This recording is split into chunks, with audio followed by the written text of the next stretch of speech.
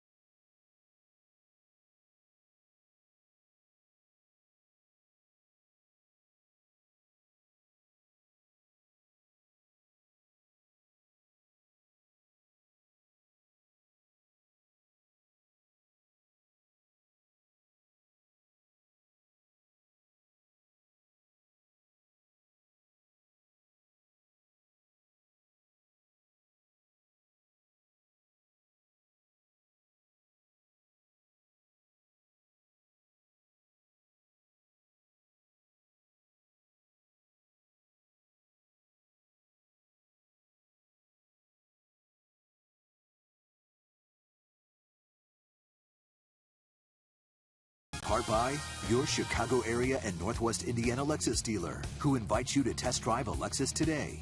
Blue Cross and Blue Shield of Illinois, through it all. AT&T Uverse. Find out what's possible with AT&T. Call 1-800-PIC-ATT, mobilizing your world. Ford. Check out America's freshest lineup at your local Ford store or at localfordstores.com. And by Southwest Airlines. Book your low fare now at southwest.com. And we'd like to welcome all of our viewers watching in the Indianapolis area on AT&T Uverse. And while there may be people in Wyoming and in Idaho watching us on various devices, you're probably not in Wyoming, Idaho watching. We want to welcome those from Wyoming, Iowa watching us.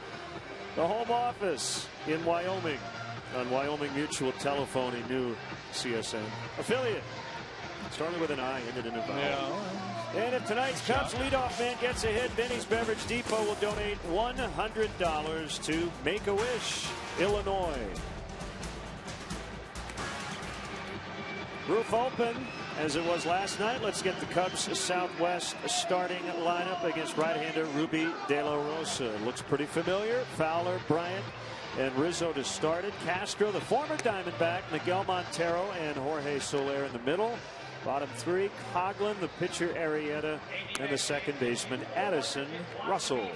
Diamondbacks defensively have been a very good team so far this year. Here's how they line up tonight. Peralta, Pollock, Trumbo left, center, right. Third to first will go Tomas Ahmed. He can really pick it. Aaron Hill at second base. And Paul Goldschmidt, rock solid over there at first. Tuffy Goswitch is the hind catcher tonight. And the Lexus pursuing perfection starting pitcher for the Diamondbacks is 26-year-old right-hander Ruby De La Rosa. 6'1", 205, 8 starts, 4-2 with a 4.08 ERA. He's been on a nice roll lately. Went 9 innings last time out in a no decision against the Marlins. He's got a mid-90s heater, real good changeup, and a developing slider. Your umpires, Chris Conroy gets the plate, Angel Hernandez, Scott Barry, and Ted Barrett. First to third. De La Rosa facing the Cubs for the first time.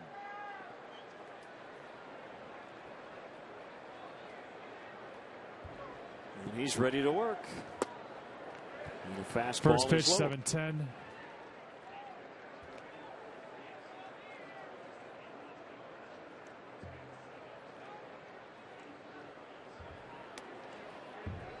Two balls, no strikes. Dexter Fowler homered last night. Been on a nice roll here lately. When you look at the numbers, you think the left-handed hitters are going to have to do some damage tonight against this guy. Righties are hitting just a .181 against him. Left-handed batters .301.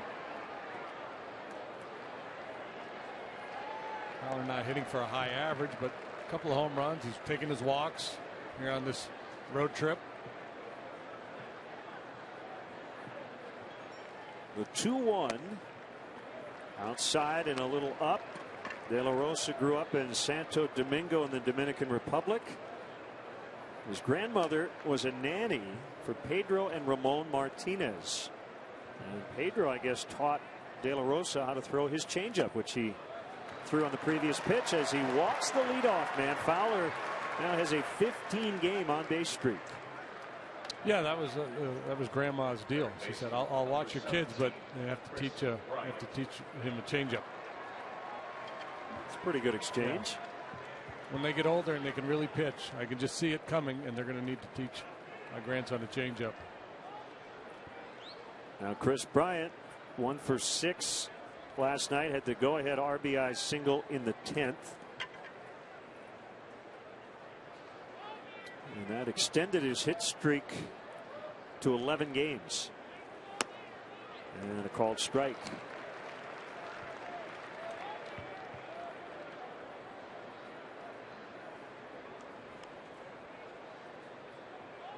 De La Rosa, once a prized prospect of the Dodgers organization, was traded to Boston, and then this winter traded over here to the Diamondbacks for Wade Miley.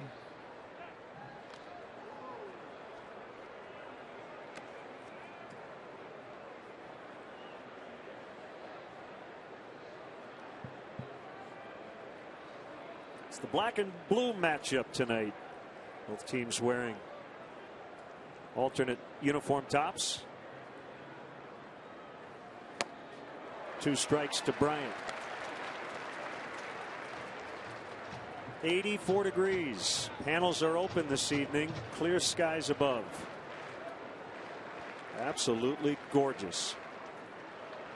And happy Memorial Day weekend, everybody.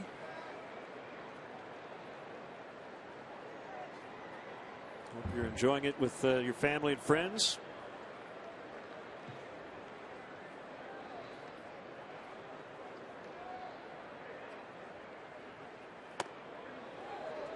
In off the plate, and it's 1-2.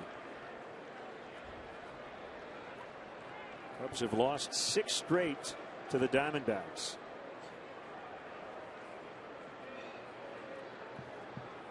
They're trying to get back to 500 for the first time since April 24th. You know, the nature of this game is you play one game and then you move on to the next, but that loss last night really stings. That one felt like it was going to go in the W column. Tough stretch ahead with the Nationals and then the Royals coming to town. And he got him as Bryant swings and misses for strike 3. It's out number 1 tonight. Here comes Rizzo. Yeah, I mentioned in a little scouting report I gave on De La Rosa off the top that the 3-pitch pitcher, pretty much fastball, slider, changeup. He's always had a real good changeup. The slider's been a pitch that's kind of been a little bit iffy at times, but much better here this year. 26 years of age, and looks like the Diamondbacks may have something on their hands here. This guy looks like he's legit.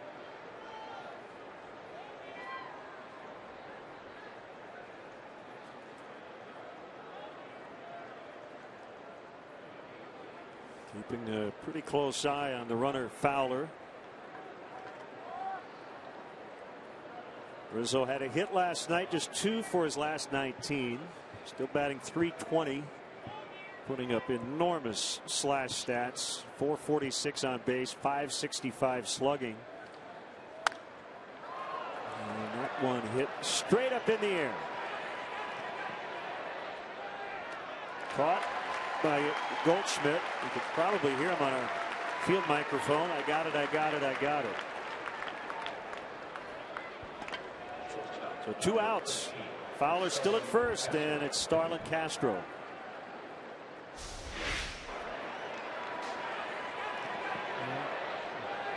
But you want to have one guy come in and take charge, and that way everybody else can back off and there's no collisions.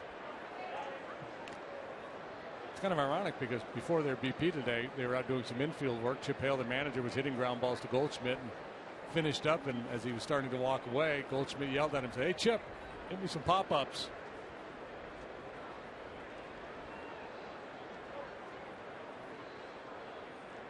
The pitch to Starlin is in for a strike. 2 hits, a double, and an RBI last night in the opener.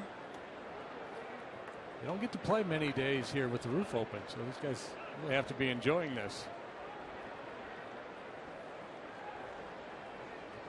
I assume by this time of year, most years, it's pretty well buttoned up. No doubt. Yep. Unseasonably cool, and it's 84. This should be the name of your next album. Unseasonably cool. Kind of like it. There goes Fowler. Castro swings away and fouls. It's 0-2.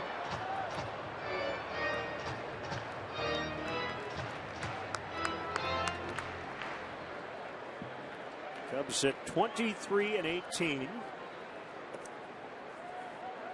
And again, it's early, but another opportunity to pick up some ground last night on the Cardinals, who had lost, and the Cubs were unable to take advantage.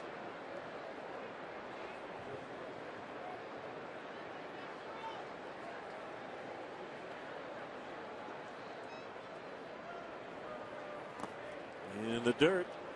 I don't think strength of schedule matters as much in baseball as it does in some of the other sports. When you look at the Cubs' schedule so far, I mean, they've played a lot of games against teams that are above 500 or are expected to contend.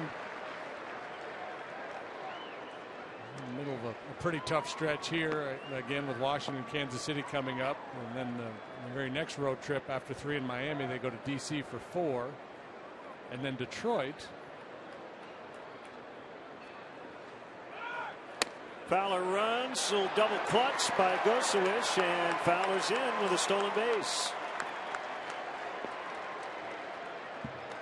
Well, Chip Hale guessed right, put the pitch out on, but it didn't matter.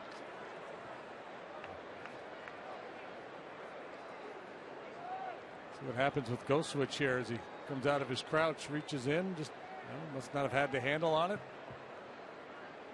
Looked like Hill was over there in pretty good shape. Stolen base number 11 for Fowler. By the way, Cardinals lost again tonight in Kansas City, 3-2. So the Cubs are 3 games back currently. 2-2 now on Castro. Goldschmidt way off the line at first. Swing and a miss for strike 3. 2 strikeouts for De La Rosa in the opening frame. Jake Arrieta to the mound when we come back to AZ.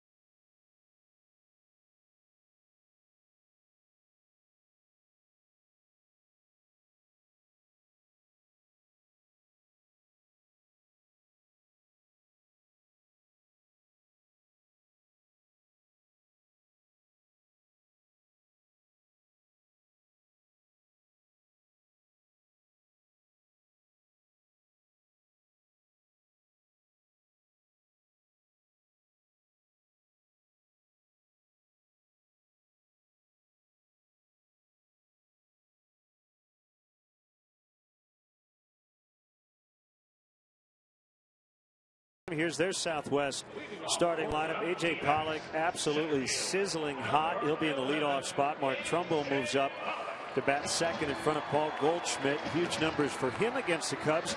Peralta, his first start of the series. Tomas has hit in 7 straight. It's veteran Aaron Hill who has big numbers against Arrieta. He'll play second. Gosewich and Ahmed teamed up to win the game in the 13th. And the pitcher De La Rosa will bat 9th. Cubs afield. Like this evening. Coughlin back in there and left, had a day off yesterday. Fowler, Soler, center and right. Bryant, Castro, Russell, Rizzo, third to first. Welcome home Miguel Montero. He's behind the plate tonight. And the Alexis pursuing starting pitcher for the Cubs is Jake Arrieta. Jake 4-4, and he's pitched well enough to be 6-2 at least with a 2.77 ERA. Lots of strikeouts, not many walks. He's only allowed a couple of home runs. It's a predominantly right-handed hitting Diamondback lineup, predominantly right-handed hitting roster. We'll see how they deal with the offerings of Arrieta. Fastball, slider, cutter, curve and a change. Sinker at 93 for a strike. A.J. Pollock. 4 hits, tied a career high last night. Triple double, steal, 2 runs. 10 for 16 his last 4 games. Good player, has all kinds of tools. He has power, he has speed. Got a 360 on base percentage, 454 slugging. Those are both well above average. Slider strike, 1 and 2. See the Cubs defensive alignment against the right-handed hitting Pollock.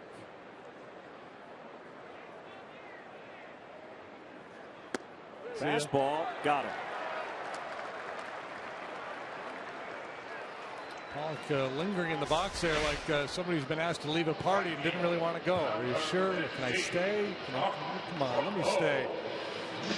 You have to go. We've been uninvited. We've been unfriended by Jake Arrieta. That's how the Clash came up with their big song. Should I stay or should I go? Mark Trumbo laces that one into the right field corner. It's a fair ball. Soler up with it, and his throw not in time. A sliding two-bagger for Trumbo. First hit of the weekend. Not a bad idea to attack that first good one you see from Marietta. If you fall behind, you're asking for trouble.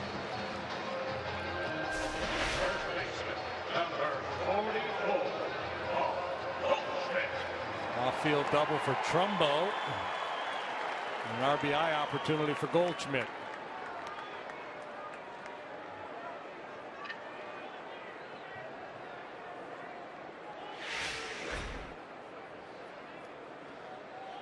Goldschmidt, as you saw when we gave you the lineup, a career .382 batter against the Cubs, leading all active players. 3 hits last night, and this was the big one off Hector Rondon to tie it in the 10th. Yeah, he's just any critical situation with him. Any situation you have to pitch carefully, and obviously late in the ball game, be very cautious with Goldschmidt.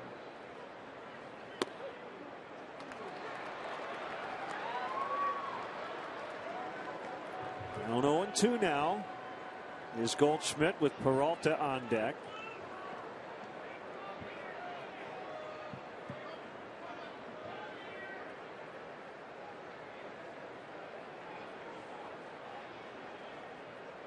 To go hard in on him.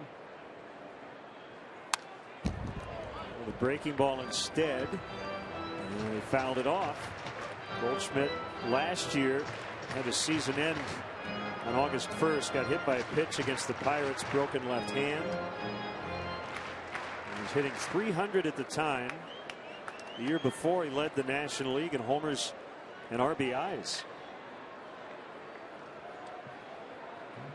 All-star each of the last 2 years.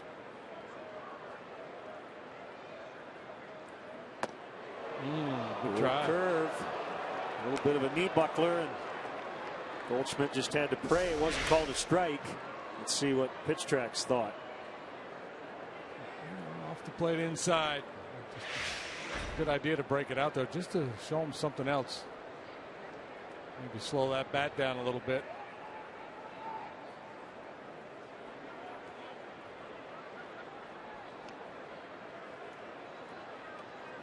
Goldschmidt signed out of Texas State University. 8th round pick. 1-2 is low. So a quick study, for an 8th round pick. He did not spend a lot of time in the minor leagues before coming here to Phoenix.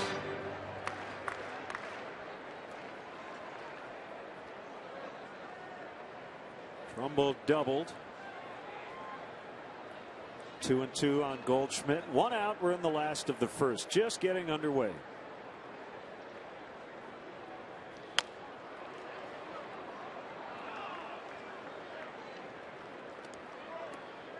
Jacob Joseph Arrieta, 6'4", 225. Grew up in Texas. Went to Weatherford College and TCU. So you got the Horned Frogs against the Bobcats here.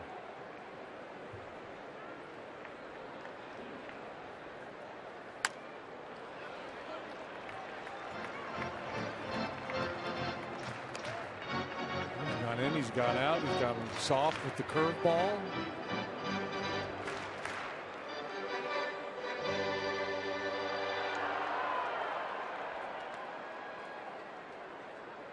Might be time for one of those lane changing sliders.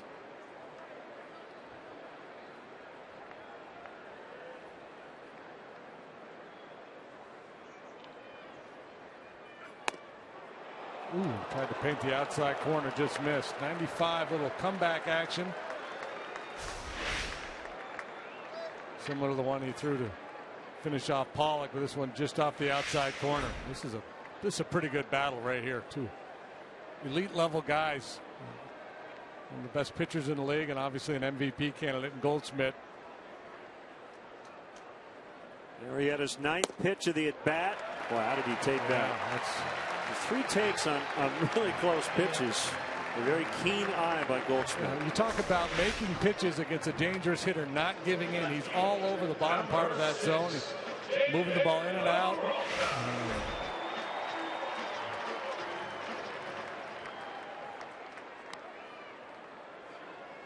Some guys just, they track the ball better than others because there's a lot of hitters that are going to be offering at that last one.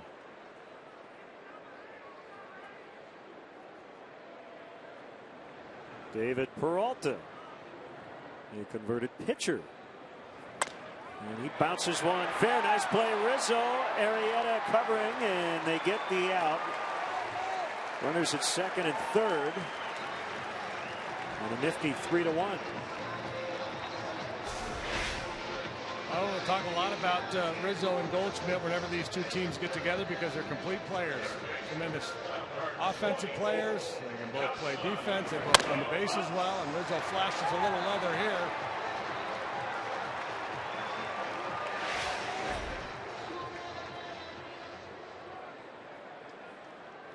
We'll bring up Yasmani Tomas. Quiet night last night. He went 1 for 6. And still has 14 hits over his last 7 games. Rookie batting .337. He did not make their club out of spring training. It came up on April 15th. Made his debut as a pinch hitter. And then took over as their third baseman when Jake Lamb went on the DL with a left foot injury.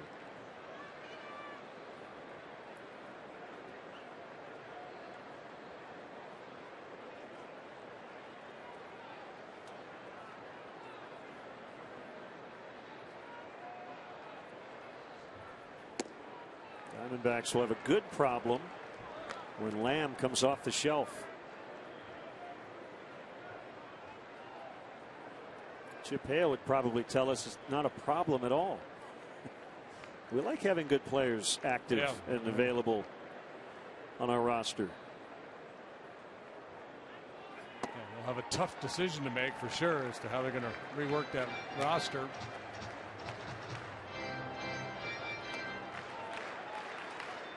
It's been a good offensive club. They score a lot of runs. They've got team speed.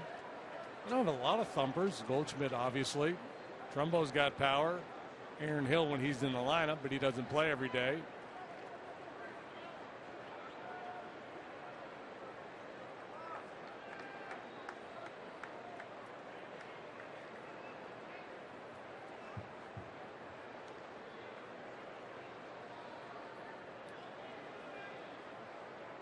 Two, 1, line into right. It's going to score at least 1. Here comes the throw. 2 runs in, and Tomas ends up at second. It's 2-0. Yeah, and that's a scouting report on Tomas. Very good at shooting the ball the other way. That's kind of where he likes to go. You saw Trumbo double into the right field corner. Now Tomas takes that off-field approach, gets that front leg down, and hands move quickly through the strike zone.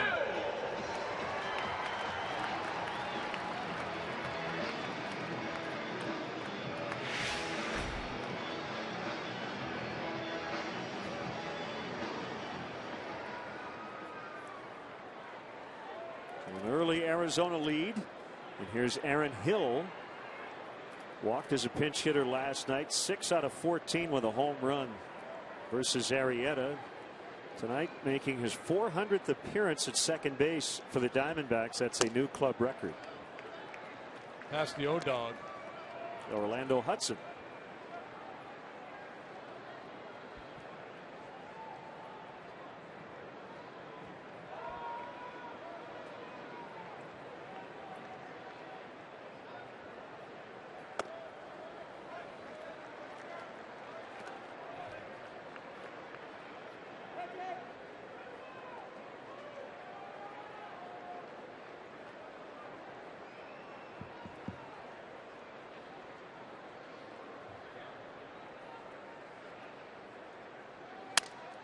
Broken bat roller right back to Arrieta. And that will end the inning, but not before the Diamondbacks get a couple on Tomas. 2-run single. It's 2-0 AZ after an inning.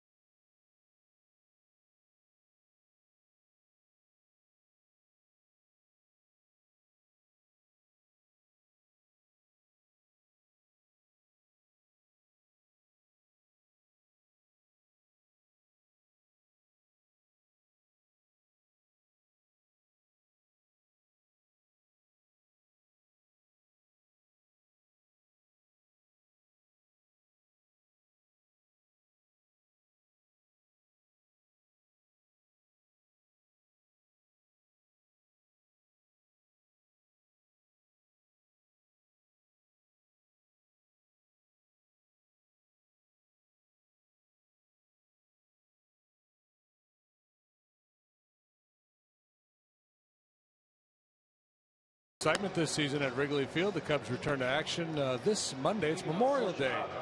The Washington Nationals are in, and then the Kansas City Royals. It's a 6-game homestand. Make sure you plan ahead. Go to Cubs.com. Get your tickets today. Welcome back. Your dreams were your ticket out. Miguel Montero got a nice ovation last night. Didn't start the game, but he did pinch hit and caught the last few innings. Put up some really good numbers here in Arizona. And a couple of all-star teams, makes his home here.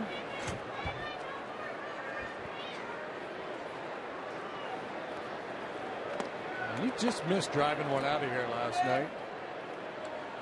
Took a changeup from Randall Delgado and drove it to left field. Pinned the left fielder up against the wall, but just didn't get enough of it. That was sometime late in the ball game. I can't remember exactly when. 11th, 12th, somewhere in there. Yeah, it was late. 4-hour and 27-minute ball game last night. About 430 pitches were made.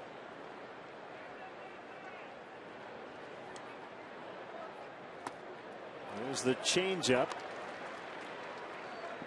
for strike 2. Perhaps some tired arms out there in those bullpens tonight. But if you look at the recent history, these starting pitchers are both likely to pitch fairly deep into this ball game.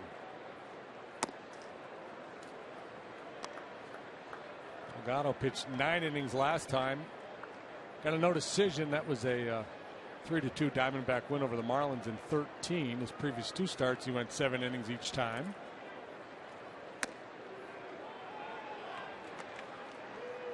Fairly routine for Arrieta to give you 7 these days. Montero's walk rate by far his career best here early on. 16.5%. He's always been a little above average in that department. Career walk rate of 10%. That's about twice average, isn't it? You say 16? 16.5, yeah.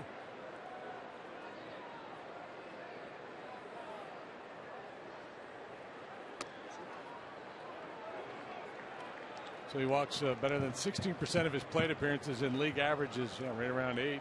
And striking out just above league average. He's at 20%. So very, very solid ratios. And if you want to continue the ratio theme, according to Baseball Reference, his line drive rate is 28%, which is terrific. Chatting with Turner Ward. their hitting coach. Got to sleep in his own bed the last couple of nights.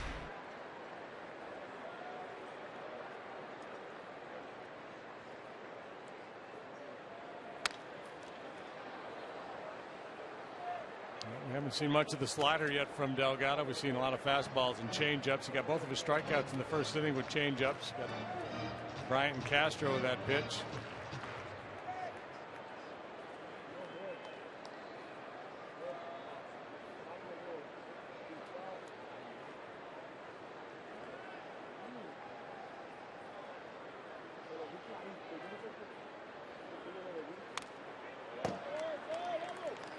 Pull shift for Montero. Extra man on the right side of the infield out there in shallow right. Outfielders play him pretty much straight away and fairly deep. It's a big yard. Yields a lot of doubles and triples. Big down the lines and big out in the alleys as well. Staying alive. Staying alive. We're doing John Travolta's career in musical terms.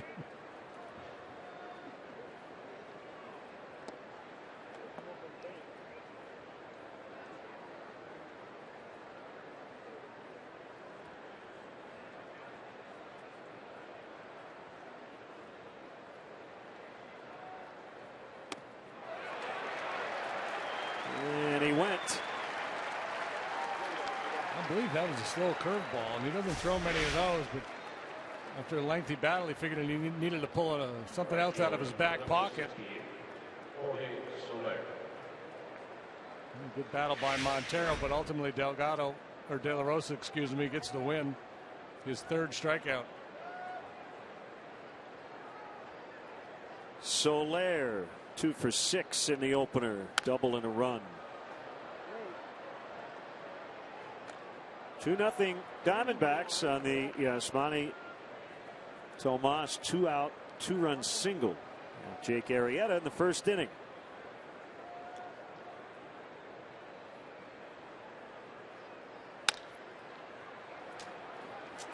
Ahmed to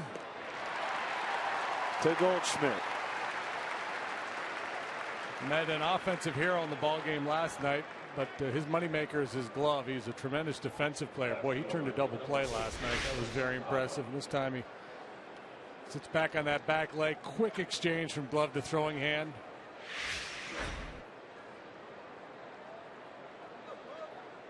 Reminds me a little bit of Adam Everett. Such a good defender for a number of years in the big leagues. There's Coughlin with 2 outs. 5 in a row retired by De La Rosa since the Fowler leadoff walk. And a bunt attempt. Goes Solis, caught it. Wow, what a play. Talk about the catcher's range behind the plate. We're usually talking about the ability to slide and block pitches. That was impressive. They got out of there in no time.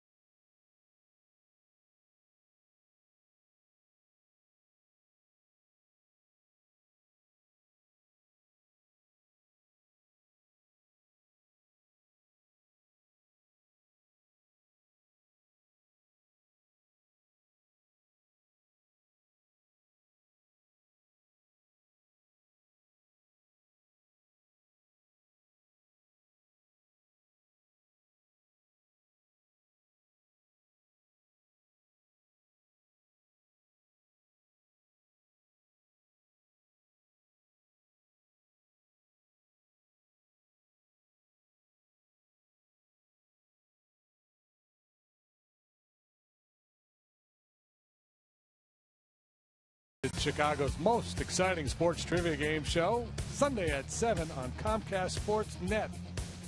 It's on TV, it's beer, it's money, it's trivia. It's exciting.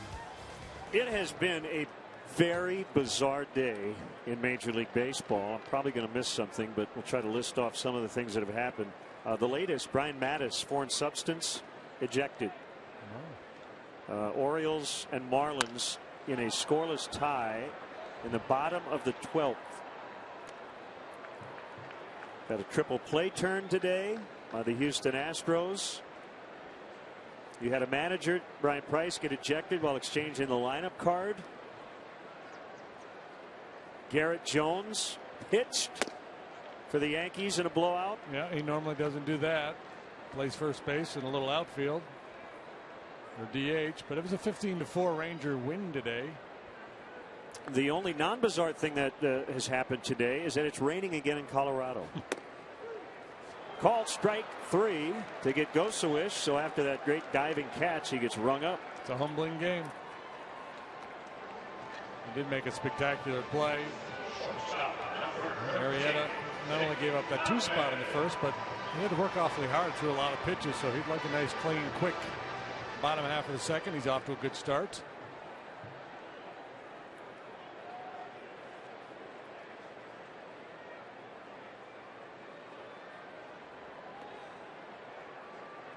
Ahmed, who won the game last night, first career game-ending hit. He's got a career best 7-game hitting streak. And yeah, we said it early last night. He's known more for his glove than his bat, but it was his bat. Yeah, a home run, I think, was his 3rd extra base hit of the year. 3rd or 4th. I'll tell you here in a minute. Yeah, well, he's got 3 now. He had 2 doubles, no triples, no home runs prior to the game last night. About 100 at bats.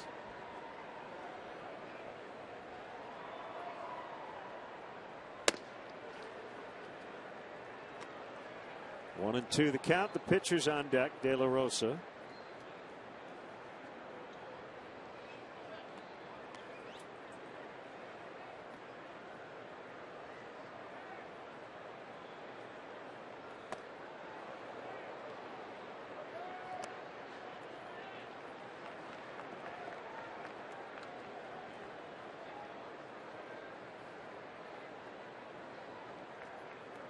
Just a good heater down and away. Might get the job done here. Got it. That works too. So his 3rd strikeout. They've all been looking.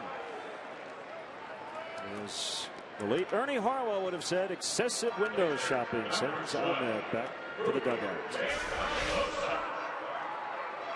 I don't think Arrieta made the pitch he wanted to make, but it settled into the top of the zone and he got his punch out. We'll call that a slurve. It was 85. Yeah, it was a little harder than the curve, a little softer than the slider. Yeah, and I think it was, he just didn't finish the slider, I think.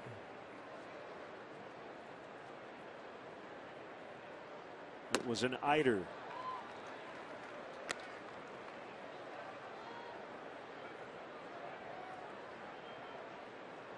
I'm not going to start blending pitches without thinking it thoroughly through. Something bad might happen.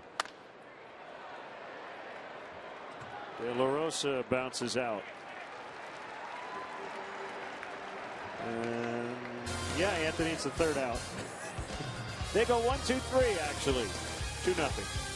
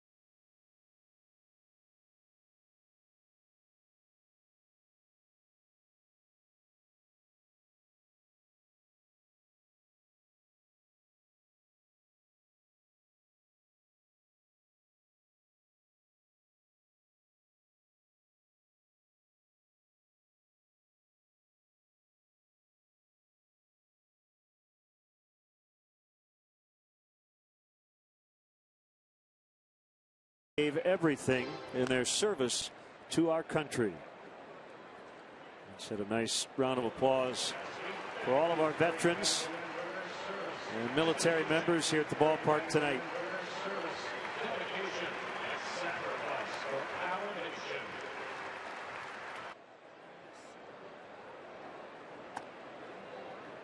Two nothing. The Diamondbacks have the lead. And before we get started here in the third, congratulations to Paul Konerko, who had his number 14 retired by the White Sox today. I guess his microphone went out for a few seconds. And when it came back, he said, "And that's how I figured out the meaning of life." Beautiful.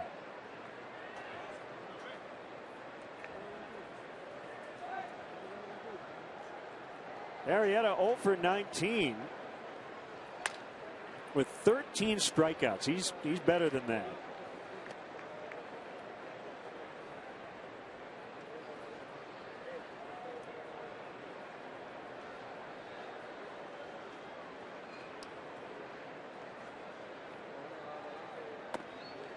In that Rangers 15-4 win at Yankee Stadium, Shin-Soo Choo knocked in 4 runs, all in 1 inning on 2 hits.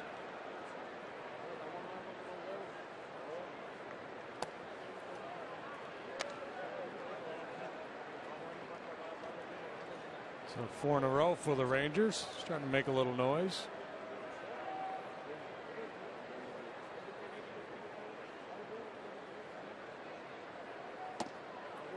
Swing and a miss, 2-2.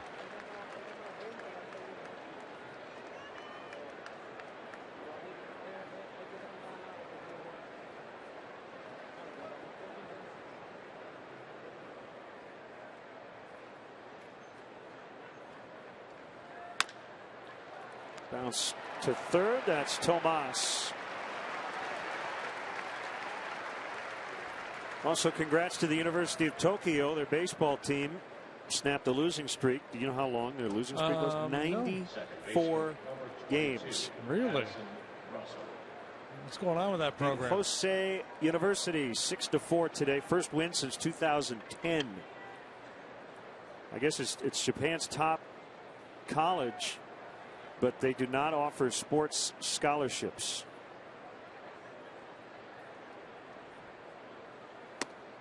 So I guess it's kind of like, you know, an Ivy League school. Great academics.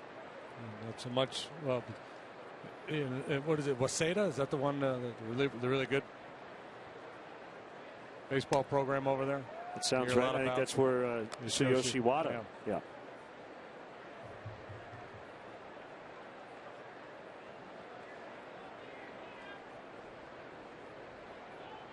Joe Madden has the 30-minute rule, right?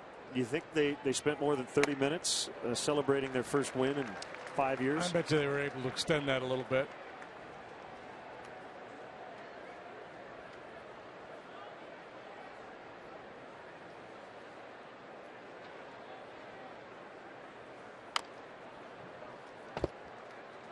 So that's a tough career, your whole college career. You don't have a single win.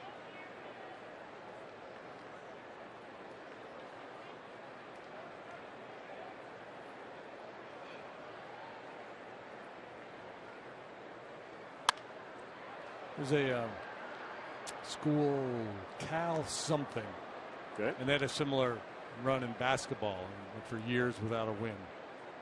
Real smart kids.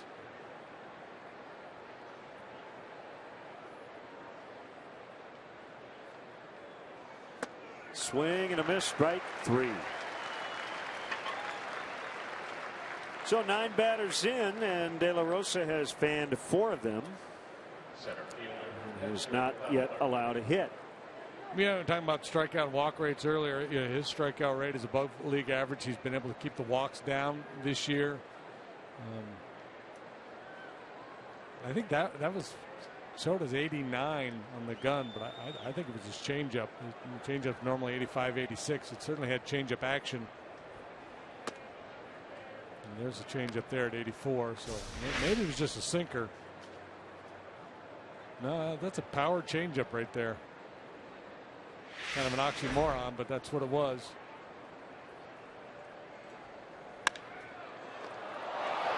That hit the dirt. Boy, Goldschmidt is, as you said, he's a baseball player. He's not just a hitter.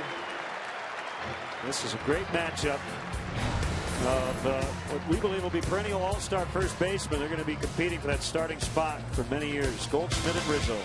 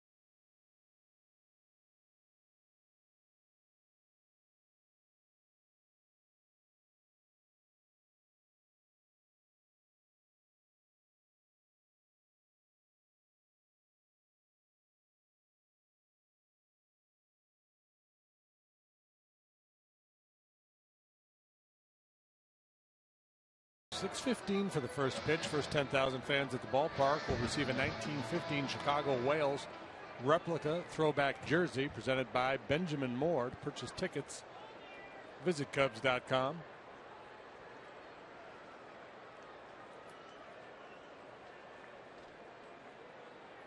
Arrieta to Pollock. Outside ball one. Third inning. 2-0 Arizona.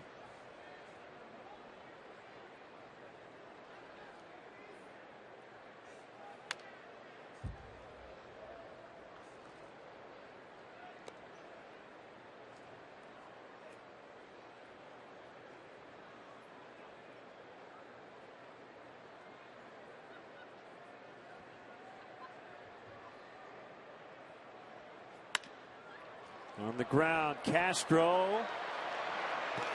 Safe. A stretch by Rizzo, but Pollock beats it out.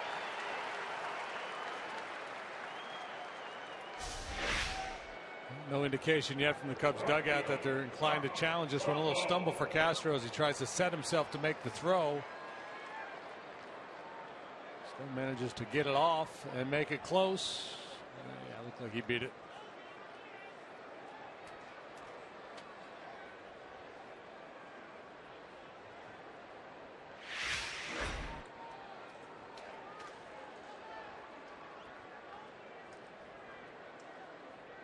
So the leadoff man is aboard. Trumbo, who doubled in the first and scored on the Tomas single. Trumbo foul strike. Attacked a first pitch fastball and hammered it into the right field corner. Swinging first pitch here as well. It was a slider this time, or a cutter from Arrieta. Matt Harvey got knocked around for 7 runs in 4 innings today in a loss at Pittsburgh. As Pollock runs, he is going to be out. Montero with a strike to Russell.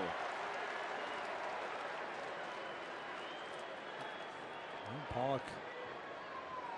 He didn't want to leave the batter's box last time. Now he doesn't want to leave the base. They're waiting to see whether they appeal or not. So he's just hanging out, waiting word from the dugout. Yeah, I don't like that. If guys are called out, I think they should head back to the dugout. And then a really quick release by Montero. As you watch that play develop, you see the break and then you see the delivery from Arrieta, who has been easy to run on this year, Jake. Not particularly quick to home plate. So you're kind of watching it unfold. You think, oh, he's going to beat it. But watch how quickly Montero gets rid of this ball And the throw is on the money.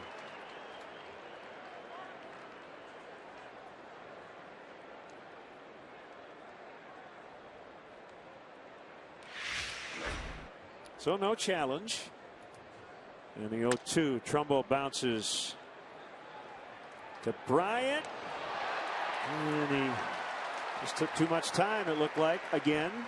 That's been a little mechanical habit that they're trying to break him of, and that is that kind of that popping the glove. Yeah, Starlin does it a lot too.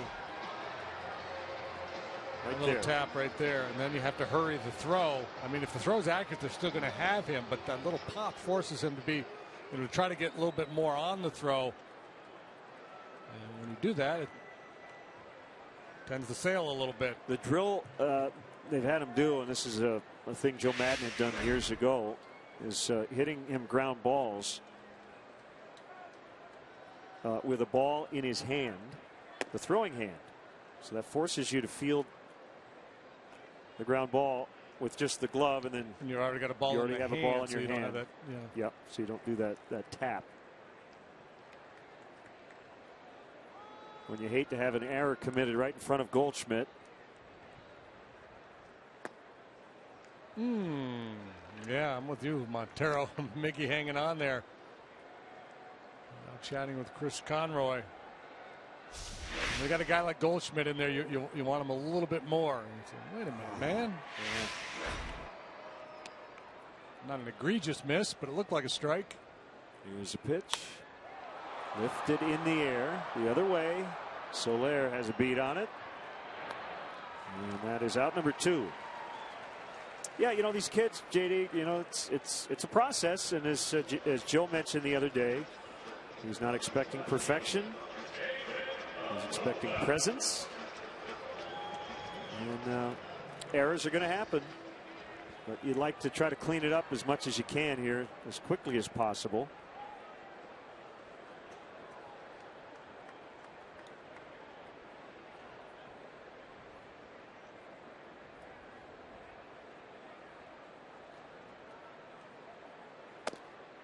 Yeah, and those are some of the things when they talk about a player, he's not ready. When you always hear clubs talk about that as a player works his way through the minor leagues. Is he ready to play at the big league level? You would like to have all that stuff kind of behind you when you get to the big leagues. Probably some guys are not a problem. The thing is, some guys are so good in certain facets of the game that you live with that while they're here at the big league level, and just know that it's going to take a little time for them to figure out that little piece of it. And you certainly don't worry about Bryant's work habits. It's something he's working on to fix. His defense is very important to him, and he's heard the whispers. Certain scouts saying that they don't see him as a third baseman long term. Yeah, and I've talked to a couple of scouts that say that's poppycock. That kid's an athlete, he can play. Ooh, where's that one? I'm going to get ejected if I keep this up, because I'm starting to complain about the strike zone.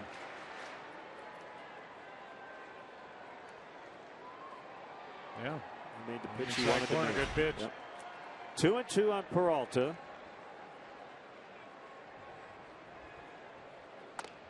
So, yeah, what happens is we're all guilty of it in this game. Guys get labels, kind of like typecasting almost, and scouts do it too.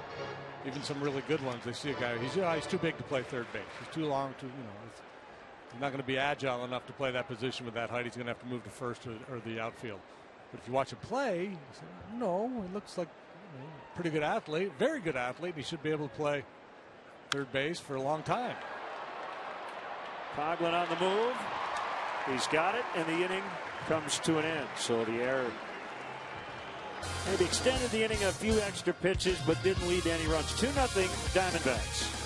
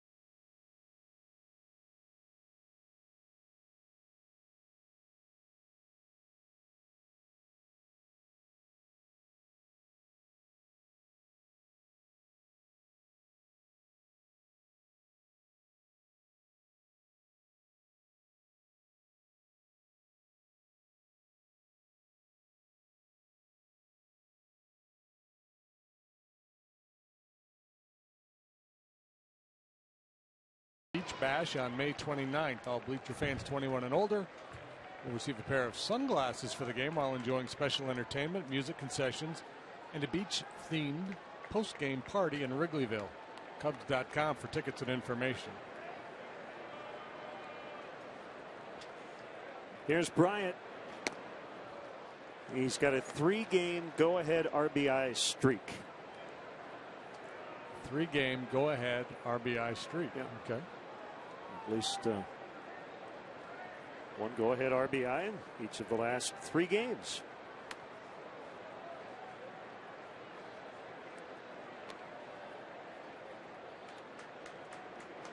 And in 3 different ways.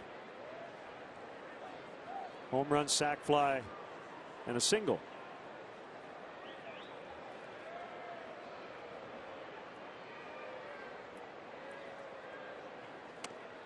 And after the high one, 1-2.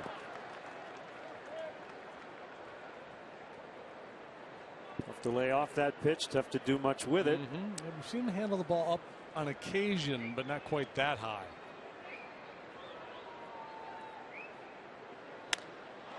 Drills this one way deep, but he was way out in front. And it's foul. Let's go back to San Diego Wednesday night. And that ball was up. Sac fly ended up being a game winner. Thursday, first inning, that ended up being a game winner. And then last night in the 10th, it was a go-ahead, not a game winner, as the Diamondbacks would come back. That ball drilled the other way into right for a base hit. So you know what that one is right there, and he's got a 12-game hitting streak. Been reading about Mike Moustakas, who went into spring training this year, bound and determined to work on beating the shift. Now, he's a left-handed hitter. Teams were over-shifting like they do against Rizzo and others. And he has started to hit line drives to the opposite field. That's how you beat shifts right there, doing what Bryant just did. Yeah, and I think Chris's game plan there was because he got beat with a changeup first time up. He pulled the changeup foul, and he's telling himself, stay back, stay inside the ball, be willing to shoot it the other way. Pretty good swing on 96 after being out in front of that changeup. See, they've got 3 infielders on the other side of second. And now with a man on, they can't overshift against Rizzo.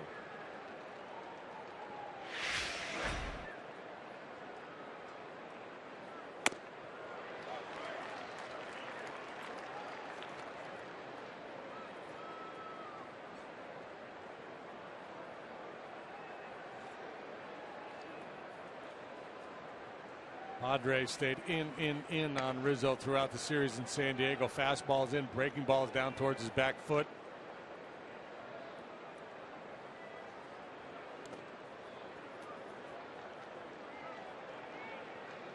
Tuffy pretty nimble back there behind the plate.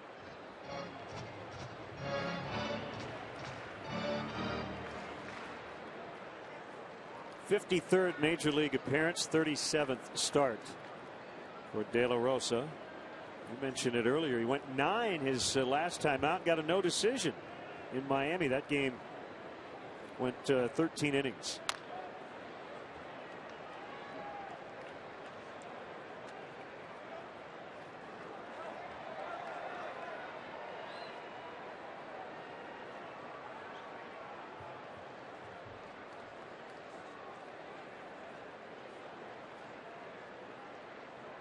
Marlins got their first win under their new manager Dan Jennings, 1-0 over Baltimore in 13.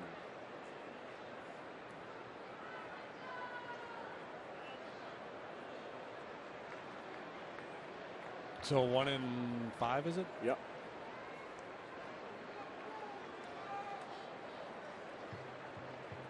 Snapped their 8-game losing streak.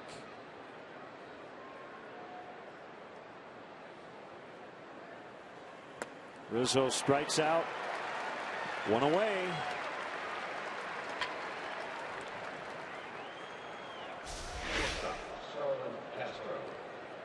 That's 5 for De La Rosa. Again, that power changeup.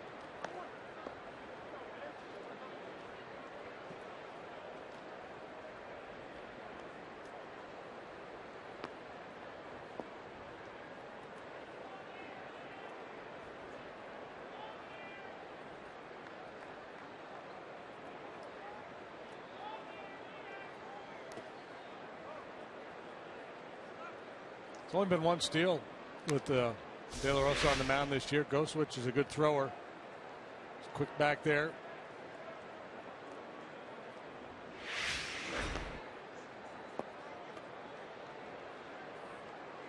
A little frustrated, fooled by the changeup. Bryant's got 4 steals, been caught 1 time.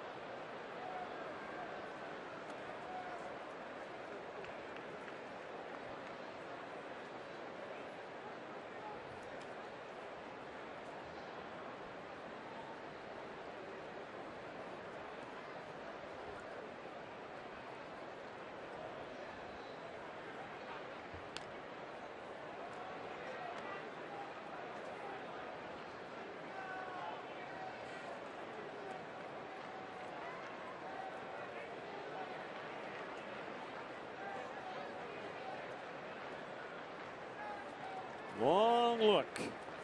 De La Rosa now set. He's going to fire over again. Yeah, you're taking some time here trying to keep Bryant close. Aside from that, though, he's not particularly quick. Taking a lot of time between pitches. If baseball ever were to adopt a pitch clock, you have to speed things up a little bit.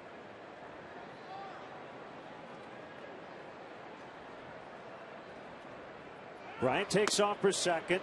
Swung on and missed by Castros. Safe at second. Bryant gets the bag, his 5th steal. Cubs are 2 for 2 tonight. These two teams both like to run.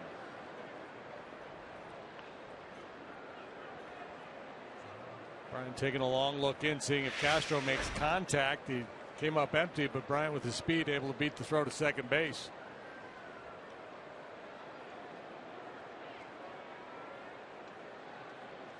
Joe Madden likes to hit and run with Castro because you can usually count on him to put the bat on the ball.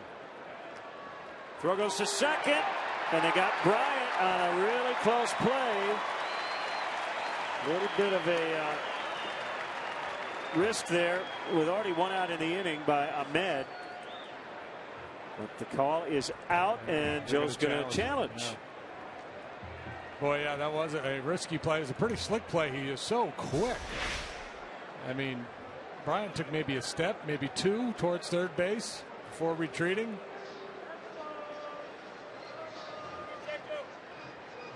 He's taking his secondary lead. Yeah, just like a step and a half before he turns and heads back to second base. Can't tell. You know, the out was called, so we got to find something that shows his hand getting back first. Looks safe there. Can't see exactly when and where that tag is applied. You know, as you watch that play unfold, it looked like he was going to be safe in that last look. And usually, you know, the crowd in the ballpark usually reacts to the video and based on their opinion of what should be called. But there's so many Cub fans here. I think it was the Cub fans we just heard cheering, thinking that this is going to be overturned. Is that angle enough right there? Because again, it looks like his hand is in, but you got to see that glove.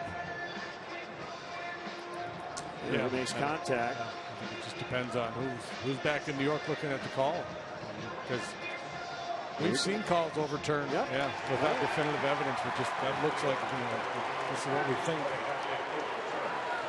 So Joe keeps his challenge. And the Cubs have 2 on with only 1 out. And yeah. So Castro will reach on a fielder's choice. Wouldn't you like to be in the war room, or at least hear some of the chatter maybe after the fact of like that play and what they actually looked at and what the determination was? Because I still feel like we're learning what sorts of angles will allow them to overturn. Well, I think there's the human element too. I mean, you could put 3 or 4 different people in the room looking at the same replay, and some people are going to say that's conclusively safe, and other people are going to look at it and go, I think he's safe, but I can't say with 100% certainty. It just depends who's in that war room on any given night. So the Cubs are now 6-8 in challenges.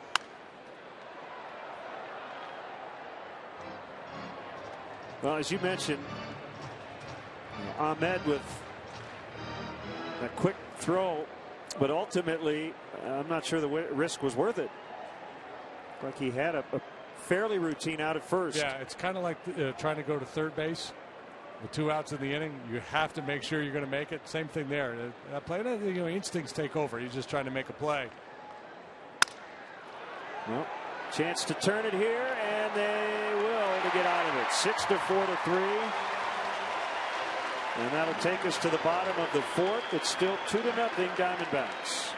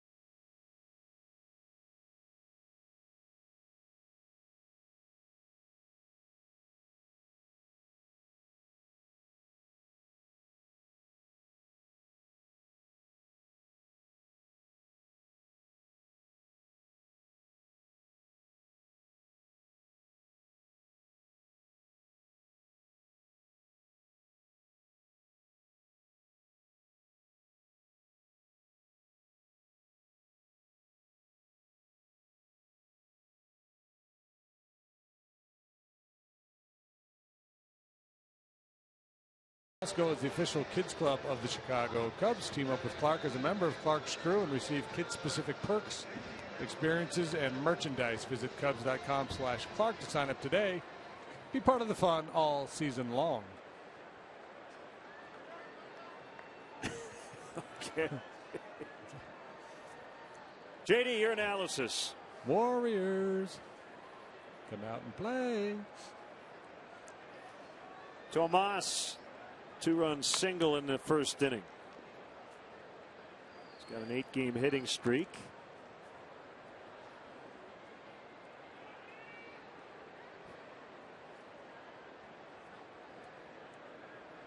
Hitting almost 450 during the streak. It's right in there on a fastball. It's 0-2. Only other start for Arrieta against the Diamondbacks was here last year.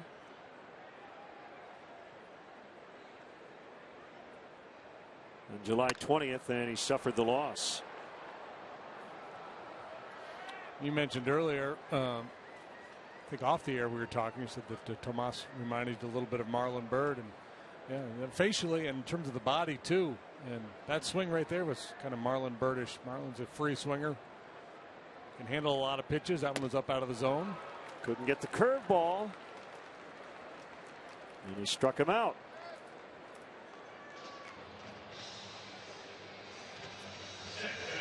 Fourth for Arrieta. First 3 were all looking.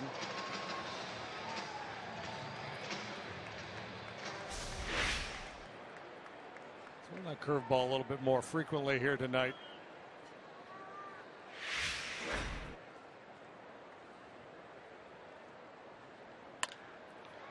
Base hit left field. Aaron Hill is now 7 out of 16 against Arrieta.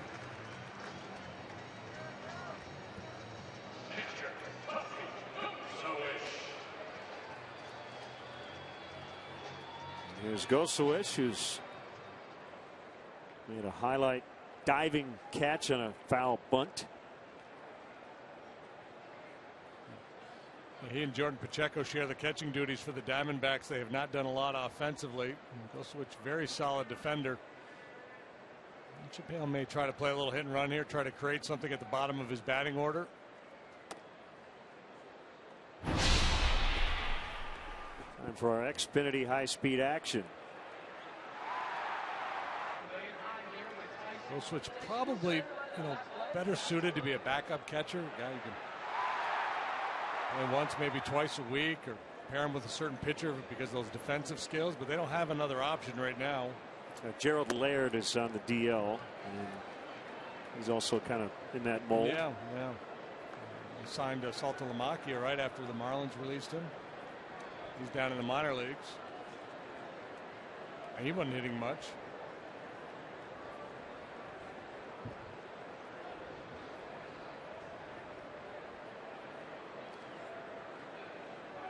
It's funny how players can be dependent on their teammates.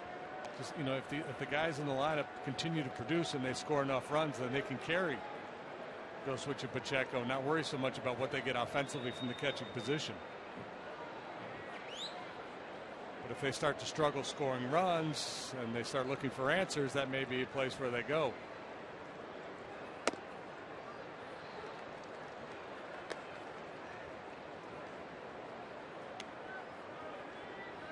You think about pitchers when you talk about lack of run support, but I guess you could say it applies to anybody in any given lineup. Yeah.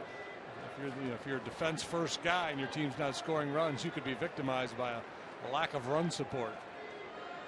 Yeah, well put. 2 balls and a strike. Here it is. Runner goes, swing and a miss. Throw by Montero. Out at second.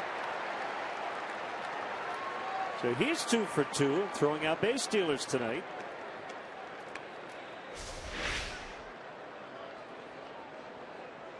Hit and run play, a modest lead by Hill. He's hoping for contact, gets none, and wisely chose not to use a timeout there. He's going to save it for later in the game, but he knew his proverbial goose was cooked. About 2/3 of the way to second base. Swing and a miss, and just like that, the inning is over. To the 5th, as Miguel Montero showing off that strong throwing arm against his former team. 2-0 AZ.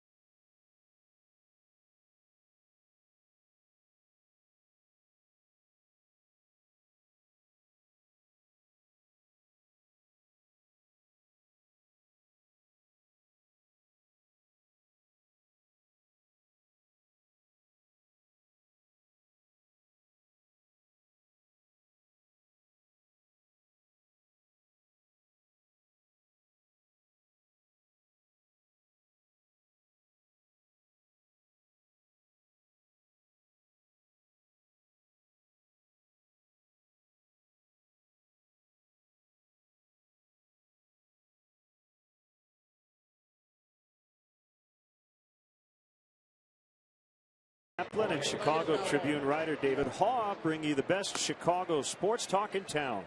Cap and Haw Show every morning at 9 a.m. on Comcast Sportsnet. Javi Baez had 3 more hits for the AAA Iowa Cubs, a 13-7 home win this evening over the Tacoma Rainiers. Been on a nice little run here for an extended time now.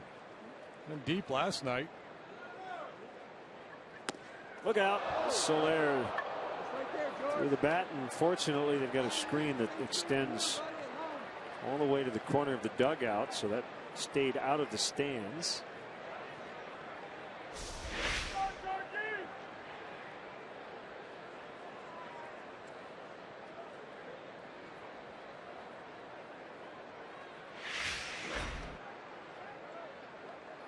Baez now hitting .313.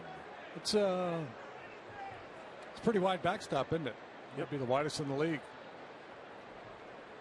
I'm with you on that. I don't think there's another one that extends that far to either side of home plate.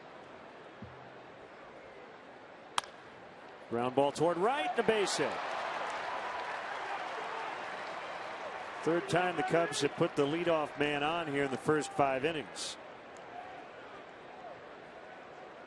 And it'll bring up Chris Coghlan. Soler using an off-field approach as Bryant did. Muscles that one through the right side of the infield.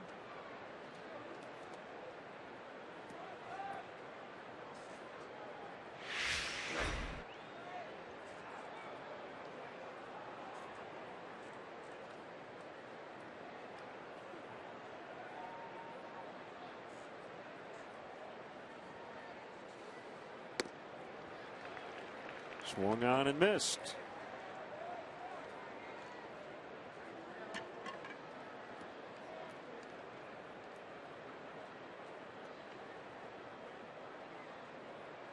Johnny Cueto dealing with a stiff elbow. He will not start for the Reds tomorrow.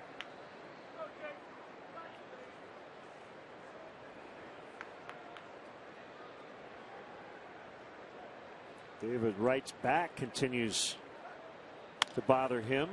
Spinal stenosis, the diagnosis for David Wright. He went on the DL in mid-April with a hamstring strain, and then the back flared up. Yeah, spinal stenosis. Story of the deal I read on it. It said treatable, not curable. It's a narrowing of the spinal column. What caused Lenny Dykstra's career to end.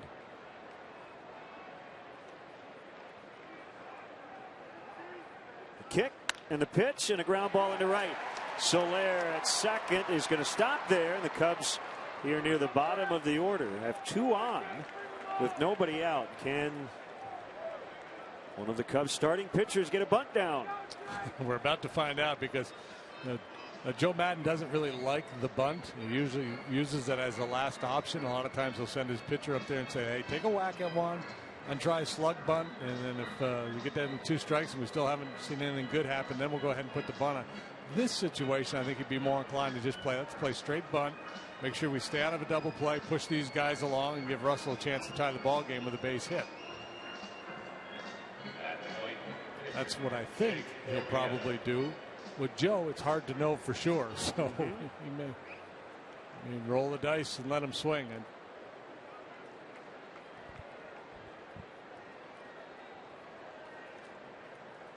I can't imagine he'd let him possibly swing right into a double play here. Right. Yeah. But no. An inexperienced guy down there at third base at Tomas. Ideally, that's where you want to bunt the ball. They got a wheel play on. Runners able to get back without a throw. They're trying to get a maximum lead here, and you see that guy square and a pitch near the strike zone. You tend to want to continue on to the next base. Yeah, that's the thing. You talk about the responsibility of everybody in this situation. For the bunter, first and foremost, get a strike and bunt it. Don't bunt through the ball. Don't take a pitch if it's in the zone. You got a chance you're going to leave a base runner hanging out to dry.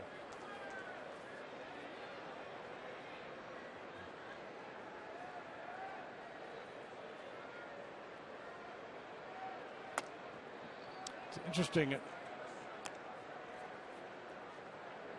Goldschmidt is really close to the line as he starts his pursuit in from first base.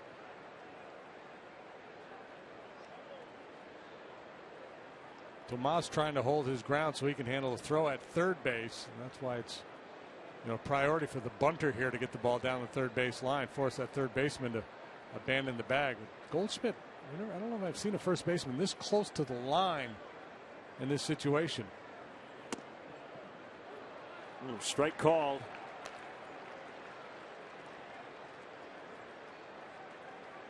One and two. Goldschmidt's position, kind of facing the pitcher as Tomas is from third base, and then he kind of cuts in towards the middle of the diamond, I guess just to give him a better angle to make a throw to third base. Yeah, I think that's exactly the case. Being a right-handed thrower.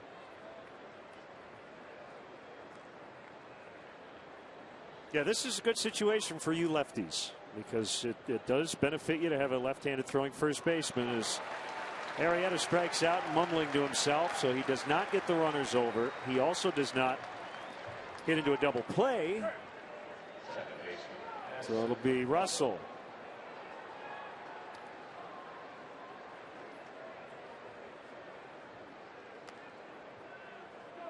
It's one of the pluses of having a guy like Russell at the bottom of the order. He's got extra base power, so even though you don't get the sack down, he could drive in two here with a double. He's got a fair number of those, as a matter of fact. Among the club leaders in two base hits.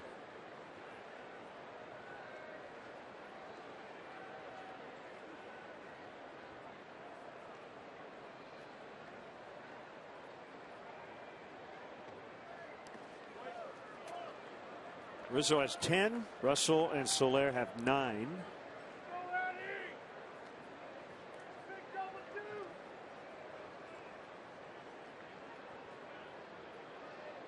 Russell's been fun to watch just when you start to think maybe he's getting into a little bit of a funk, maybe feeling overmatched.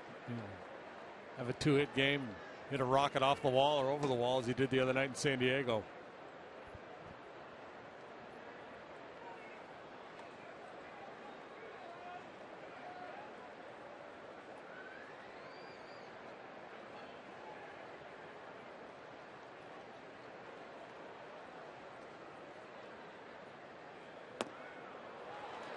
Caught in between 1 and 1. Ruby's pretty nasty here. 95 was Sink. Their AT&T Uverse multi-view. Cubs trail by 2. First 2 men in this inning reached. Arrieta struck out. And now 1 and 1 on Russell. The pitch inside. Cubs ranking 7th among the 15 National League teams in runs. 5th in homers. Been among the leaders in steals pretty much all season. A couple more tonight. 42 overall.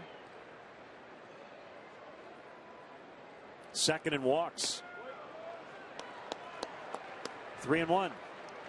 Yeah, there are some similarities between these two teams. You know, we talk a lot about Rizzo and Goldschmidt. That may be the most glaring one. Youth, two very young rosters. The Cubs have the higher profile prospects, but some good looking young talent on this Diamondback club as well.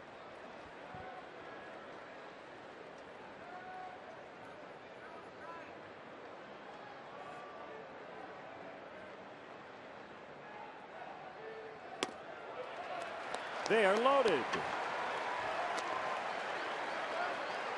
Yeah, this matchup tonight, JD, had the highest nerd game score on Fangraphs because of the youth. Yeah, I don't know what website I was looking at the other day, and roster analysis. Diamondbacks were the youngest team in, I think, all of baseball. Average age, a little over 27. Mike Harkey, the pitching coach, is out. Big spot here. Bases loaded, 1 away.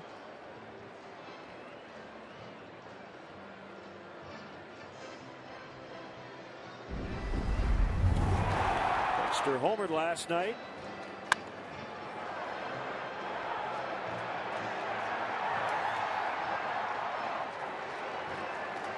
Number 5 on the year.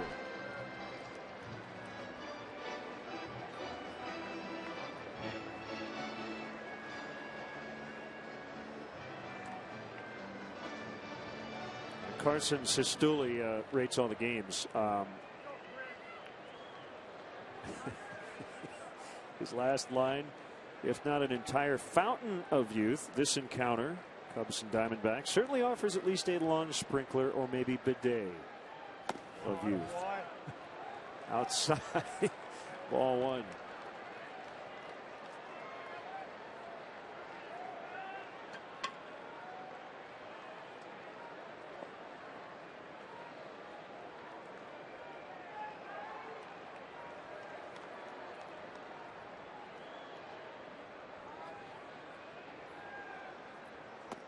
Ball two.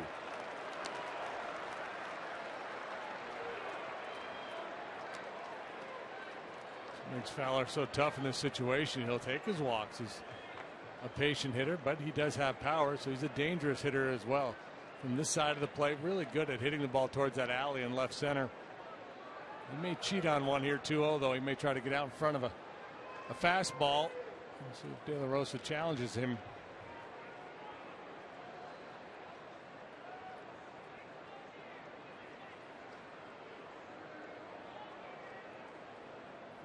The pitch, swing and a miss. Let up again.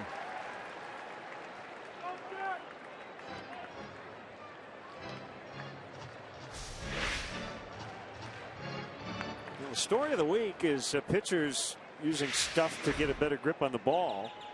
And we've seen some Cub hitters here lately having a tough time keeping their grip on the bat. The 2-1, another cut and a miss. When in doubt, he's going with that change. Yeah. Pitching backwards here, got into a fastball count, threw a dandy on 2-0, another one on 2-1.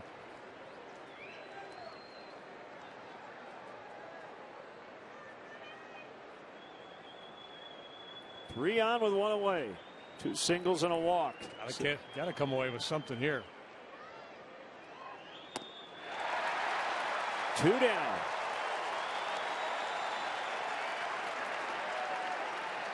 Here comes Chris Bryant. De La Rosa's not out of the woods yet.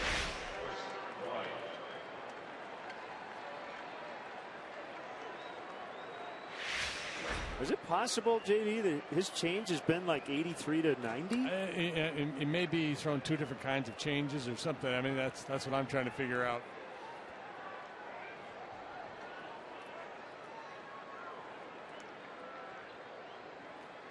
Soler at third, Coghlan second, Russell at first. Ball one to Bryant.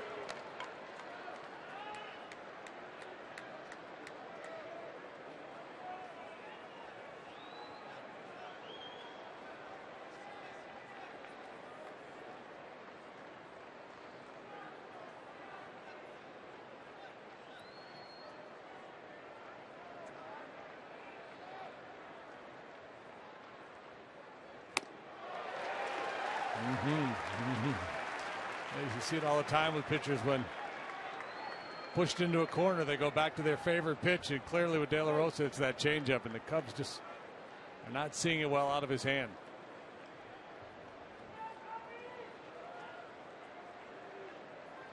Double. Here comes the 1-1. It's 1-2.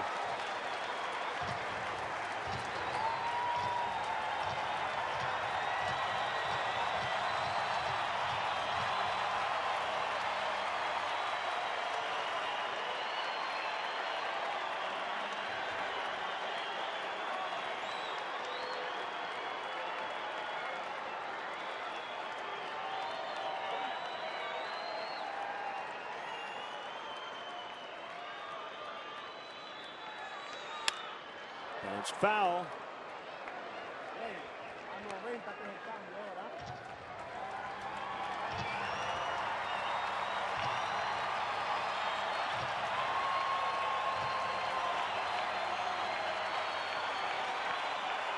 Gosowicz will head out to the mound. And Nick Ahmed from short as well. De La Rosa, I mean, he's a stuff guy, but he pitches like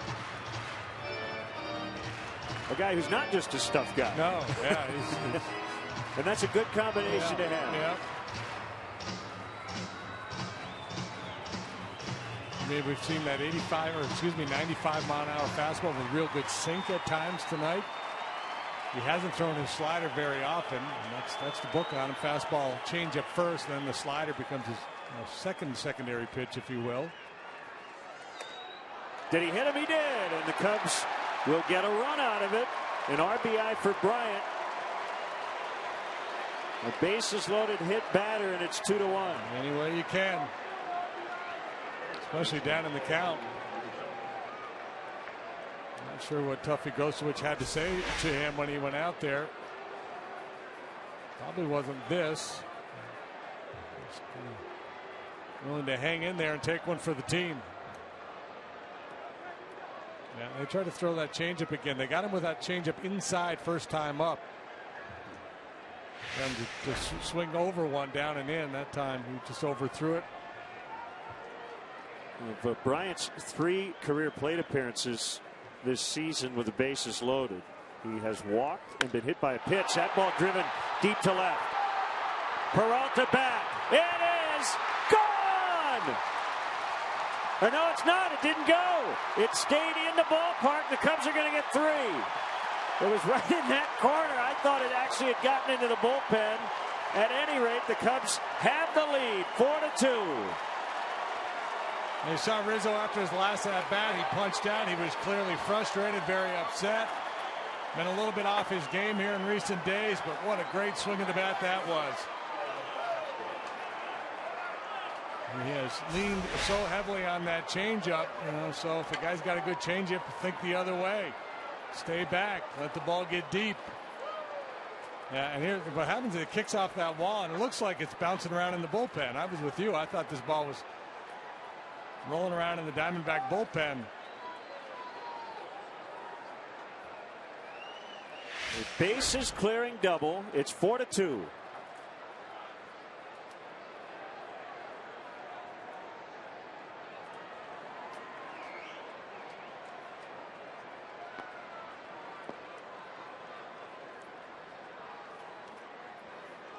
Some action. J.C. Ramirez in the Arizona pen, where I thought the ball was.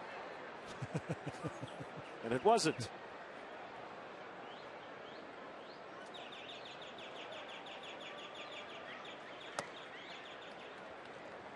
Ball 1 on Castro.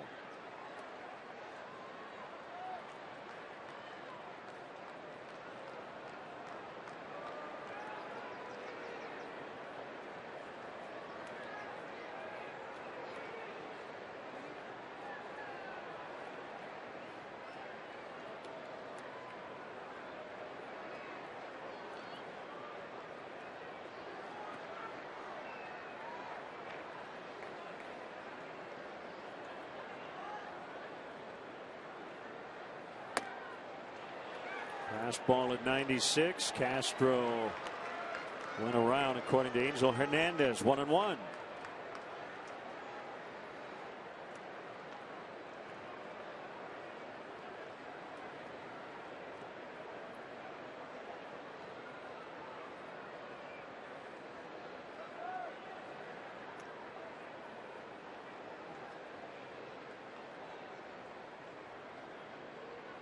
Castro, the 8th Cub to bat in this inning, 2-1.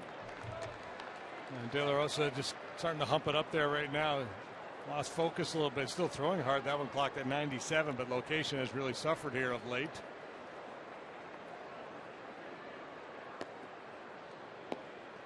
Frustrated, a little angry, perhaps.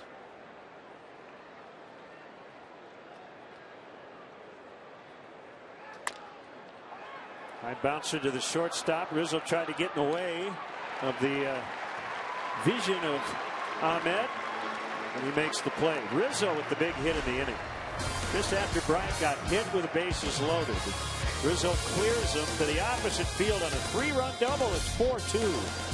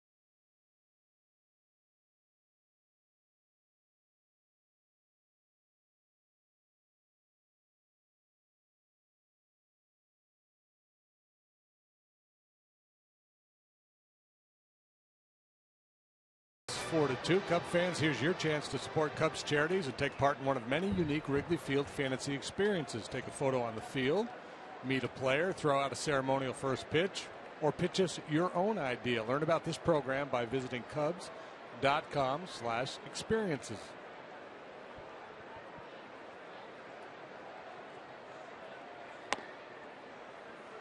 Jake Arrieta working with a lead.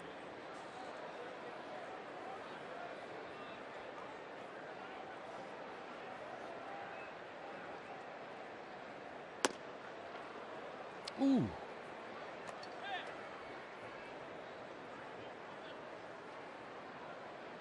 Not sure where that one was.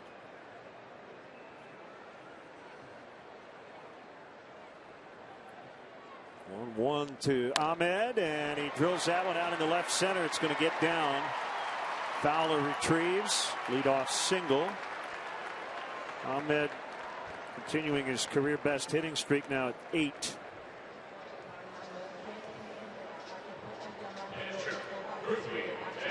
De La Rosa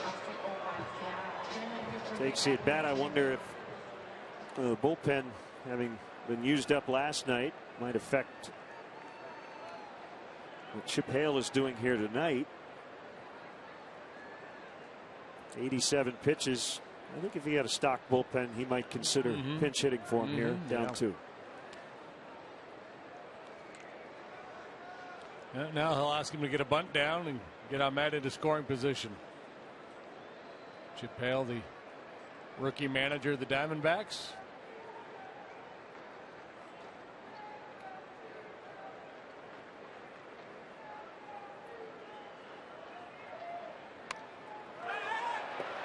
Montero with a nice grab back of the plate. Gosewich made a similar play, although he had to leave his feet earlier. Sometimes it's defined. That's the hardest part of this play. Catcher sometimes doesn't know where the ball is, but Montero recognized pretty early on where it was headed. Made a nice play.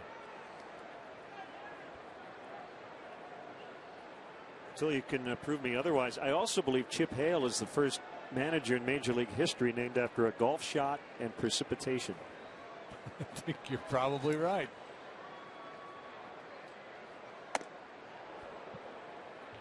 But now you got me thinking.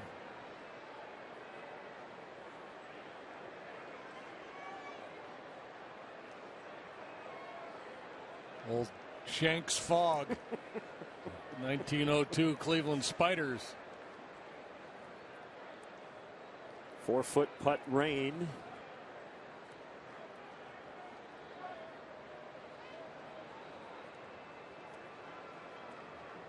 Want to know the count on Pollock. Chip Hale went to school down the road in Tucson at the University of Arizona. So a homecoming of sorts. He coached in this organization, managed in this organization for a long time. He was kind of the anti-Dan Jennings, whereas Jennings came out of the front office with no managerial or coaching experience. Chip Hale, although he's a rookie major league manager, has had a ton of experience as a major league coach and as a minor league manager.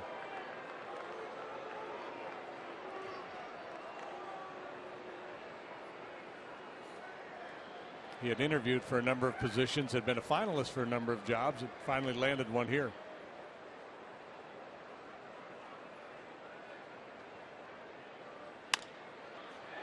Bounce to the shortstop Castro, and they're not going to get any.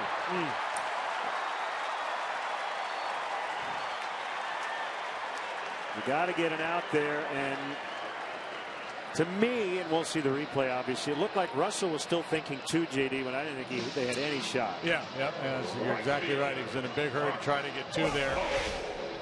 And that's the old adage, first guy sure, second guy, fast. Just in his haste, not able to handle it. And that's a big part of that transition over to second base for him, is just the timing of plays. Knowing when he has time to make a turn, when he should just go ahead and make sure he gets the force and bail out. So the second Cub error in this one. Bryant in the 3rd. Now Russell here in the 5th.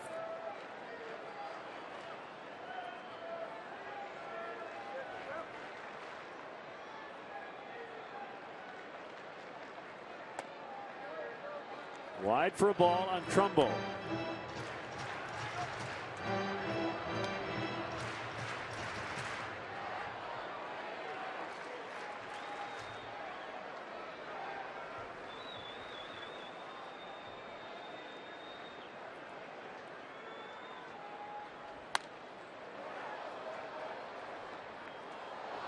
We don't want to get into Addison's head here, but you know, you have to think that one thing about the move from short to second. As a shortstop and the ball's hit to you in that situation, you're trying to get it to the second baseman quickly. You're just kind of reacting. When you're the shortstop and it's a double play chance on a ball hit to second, you get a good look at what's developing at first. Trumbo swings and misses 1 and 2. Yeah. So it's almost like the mechanics of it were correct. It's just that he wasn't going to be able to turn 2. Right. And it's that baseball clock, and you know, his clock is wired for the shortstop position. He's still learning the second base position, and he's still learning the league too. Who gets down the line well. If he's got a real plotter going down first base line, he probably does have a chance to turn 2 there. You got a guy that can run a little bit. Well, my chances of getting 2 here aren't good. Let's just get the force play and get out of Dodge.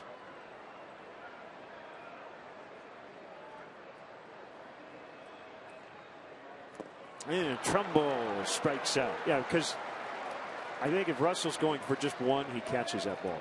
Yeah, there's no way he clanks that. I think the problem was trying to be real quick, trying to go from glove to hand instantaneously. You can see by his body language, he's still really frustrated with himself out there.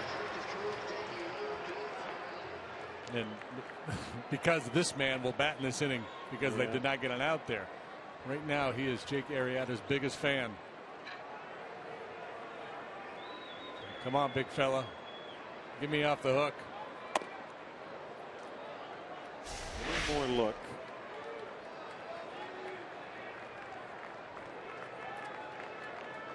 Yeah, he's coming across the bag. He's peeking towards first base, getting ready to make the turn. And I think that would have been a neighborhood play. He was nowhere near the bag when he actually got the ball.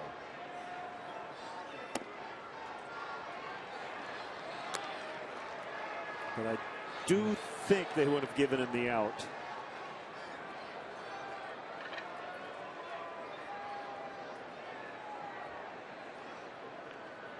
Two and 0 on Goldschmidt. Peralta on deck.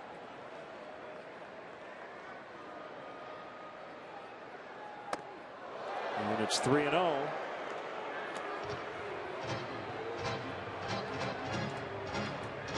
This feels like the unintentional intentional walk.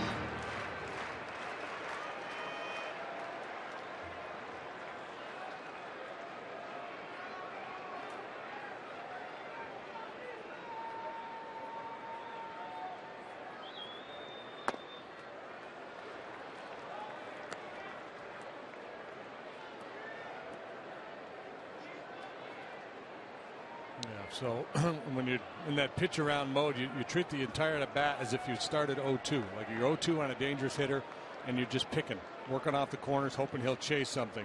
Keep that mindset throughout the entire at bat, where sometimes guys get in trouble because they adopt that philosophy when they're behind, and all of a sudden they find themselves back in the count. Maybe they throw strike 1, then the guy fouls one off, and then you get a little greedy. I'm going to finish him off. Try to make a pitch in the strike zone, you hang something, and the guy hits one into the seats on you.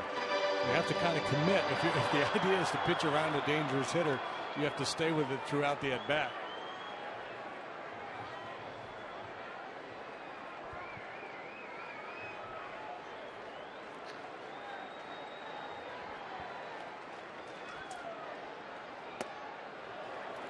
That's a great 3-1 pitch right there. I mean, he almost got a swing, and it looked like it could have easily been called a strike. Chris Conroy, the home plate umpire tonight, has been pretty tight. There's Montero turning around talking to him. There's been a number of pitches tonight. There's Chris Bosio. JD, I want to look at that error one more time because I think I missed the second base umpire, Scott Berry. Watch him. Watch his reaction. So I think he was going to say he was off the bat either way. Yeah, but you're right. To me, it looked like the neighborhood type play. Well, we'll never know. but I think Joe would have argued it had he caught it. That would have been interesting. Yeah.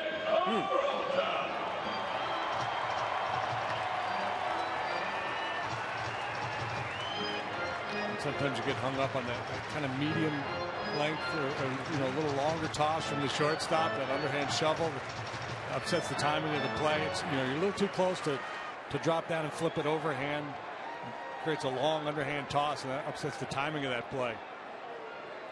Peralta with him loaded. Ball one low. 2 outs. Cubs just put up 4 in the top of this 5th inning to grab the lead.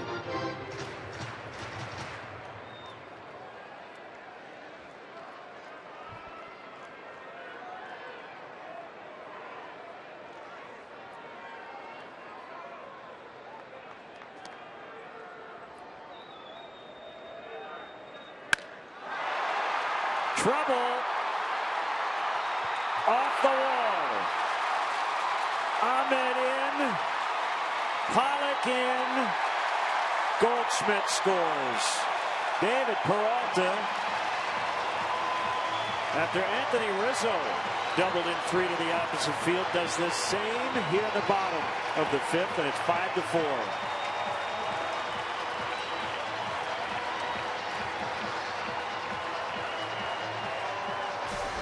The error does indeed lead to a big inning as Peralta takes full advantage of a fastball out over the heart of the plate. And that's sometimes that guy behind the dangerous hitter benefits. The pitcher works so hard. We've seen it in every Goldschmidt at bat tonight.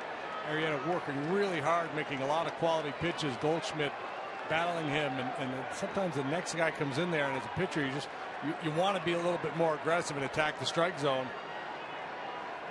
Peralta ready to pounce.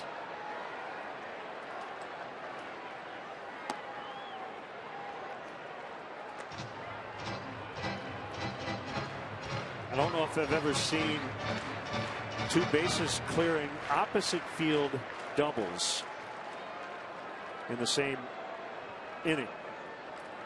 One by one team and then one by the other. Have you? You don't see a lot of those anyway. Yeah. Even one. Yeah. Balls that were very close to being grand slams.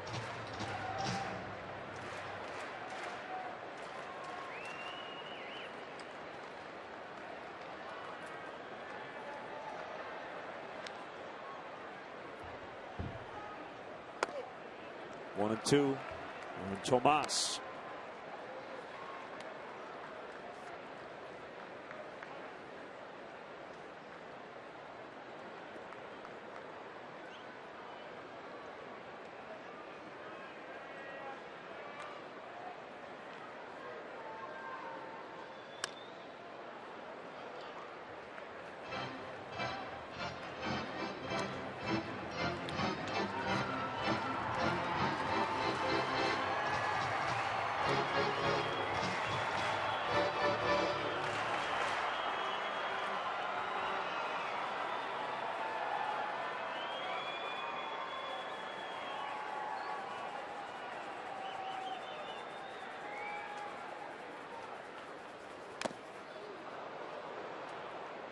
Felled Montero. As always, he tells the home plate umpire, I'm ready. I'm good. Yeah, he was kind of dropping to his knee in pain and at the same time reaching behind him for new baseball.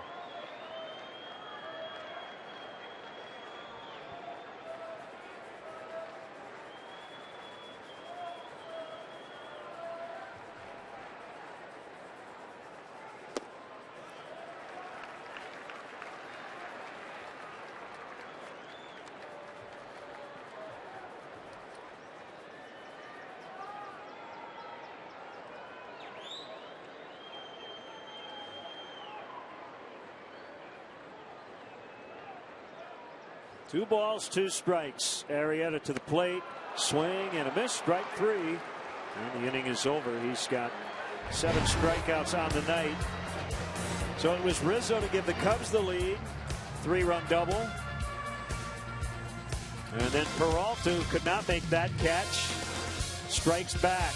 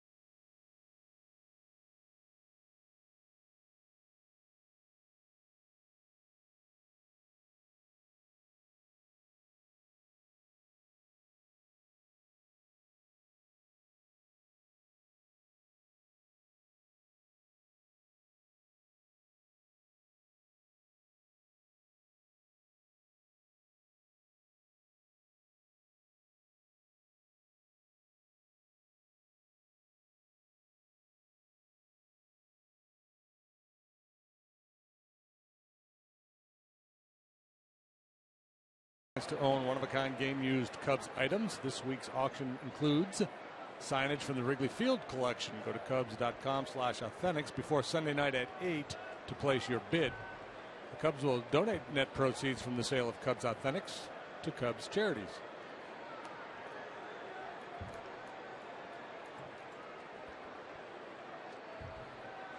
Montero's had a very nice night defensively. See if he can get a little something going here with the stick. And he lines to Peralta.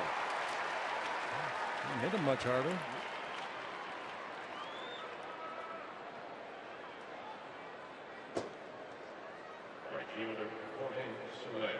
Soler with the Cubs trailing. All those runs in the fifth for the Diamondbacks were unearned. So Arrieta's allowed 5, only 2 earned to this point. They still count, just not against his earned run average.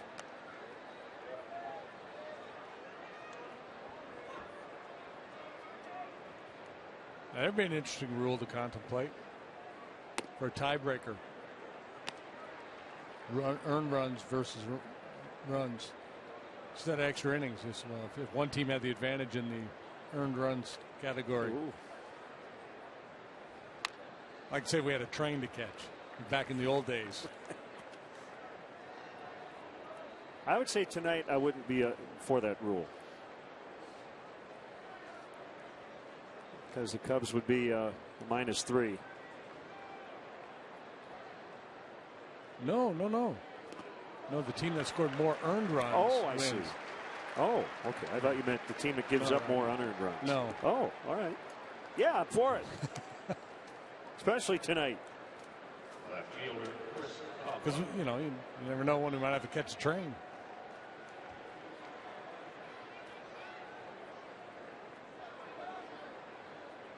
Well, De La Rosa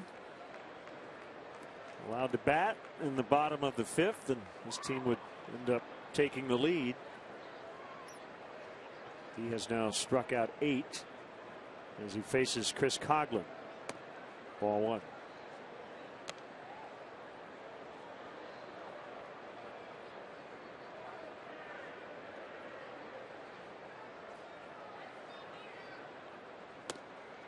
Changeup. 1-1.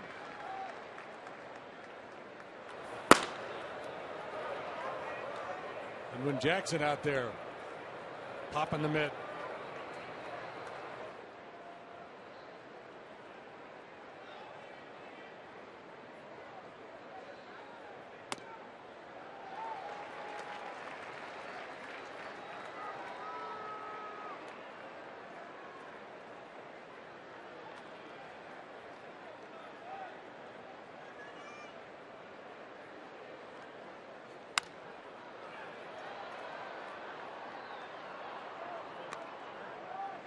Ruby De La Rosa grew up in the Dominican Republic, did not play a lot of organized baseball. He played La Pequita, I believe is how it's pronounced. It's kind of like cricket, played in the streets.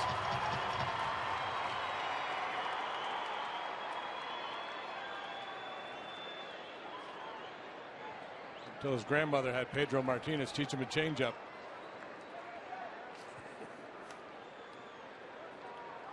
Tommy John surgery in 2011. Signed with the Dodgers back in 2007. Was their minor league pitcher of the year in 2010.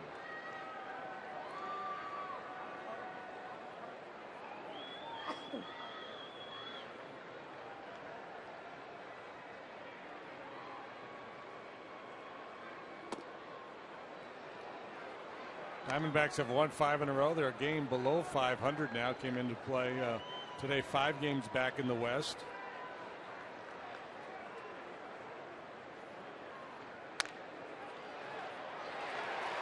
Fielded by Goldschmidt. And the inning is over as we go to the bottom of the 6th. 5-4 Arizona.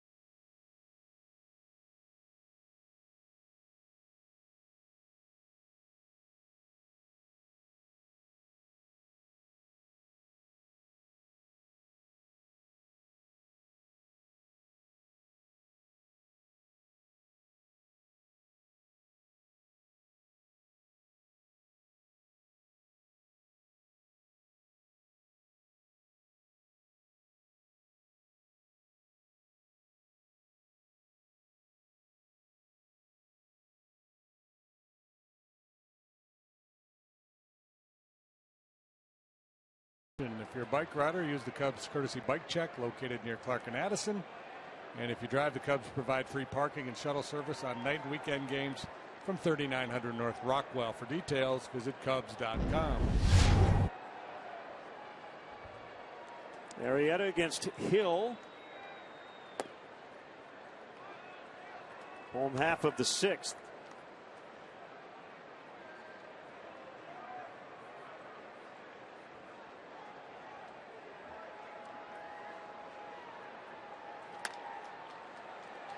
Down the right field line, and it'll land without a play. So last night, Ender Inciarte took third base on a single to left. And you brought up the idea of maybe not advancing to third because it took the bat out of the hands of Paul Goldschmidt. It's an interesting conversation.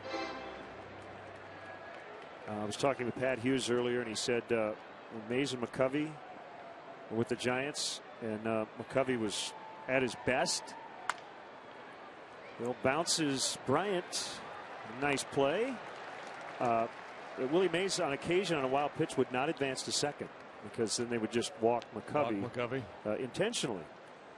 So Tom Tango, one of the leading sabermetricians around, and has consulted with the Cubs in the past, he did some math on it, and he used kind of an example of the Marlins. Single with a runner at first, and Stanton coming up. And according to the math, he said the only way you would not want the runner to take that extra base is if you had the worst hitter in baseball on deck with the best hitter at the plate. I mean, it's got to be a stark contrast. That's deep for Gosewich, way back and into the bullpen for a home run. Wow. That is his first. Yeah, there have been a couple of ambushes in this series. Nick Ahmed last night with his first home run of the year, second of his major league career. Now Gosewich goes deep for the first time. He had one in his major league career prior to that.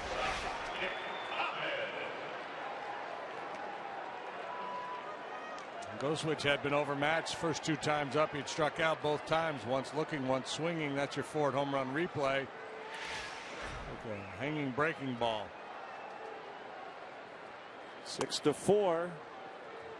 Ahmed, who hit his first last night, takes strike one. So in other words, if you had Giancarlo Stanton and Duffy Gosewich? No, yeah, I mean a pitcher, an 0-for pitcher behind Stanton, then it would be worth doing.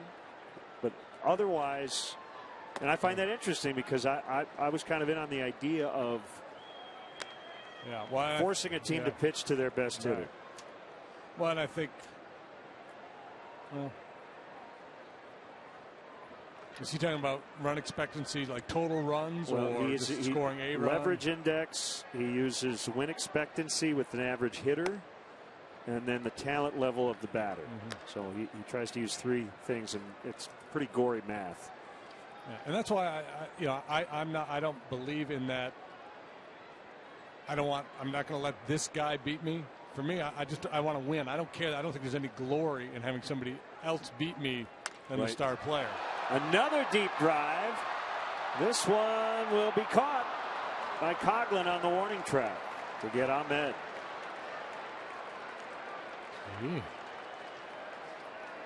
Ahmed, get out of the tree.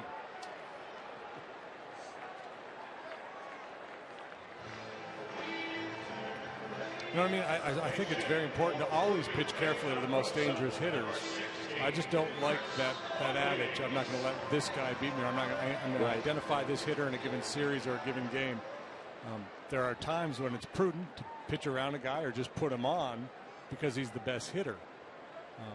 But I don't sleep better at night if I walked Paul Goldschmidt and David Peralta got the game-winning hit. Yeah. Chris Owings off the bench, pinch hitting for De La Rosa, and he bounces to Bryant. Gosewich with a home run to add some insurance. The Diamondbacks lead 6-4 as we go to the seventh.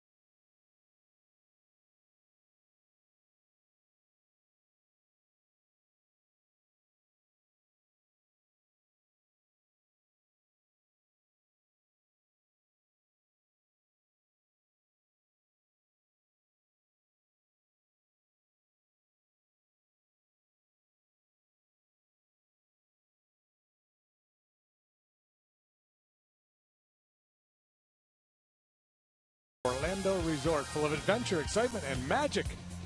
Enter to win at csnchicago.com/universal now through Sunday. They're having a riot on that roller coaster. Congrats to the Blackhawks.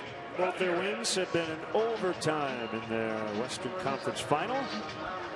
So it's 2-2 as they'll head back to Anaheim. Kind of needed that one, didn't they? Yeah, I would say. Here's J.C. Ramirez, and he'll face pinch hitter Mike Baxter, who will spell Jake Arrieta. Chip Hale used everybody in his bullpen in the ball game last night.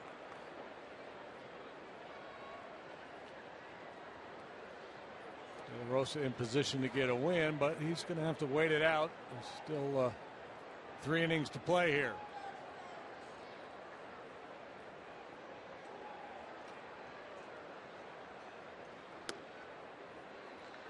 Well, I like the quality start stat, but this is where the buzzards circle around it.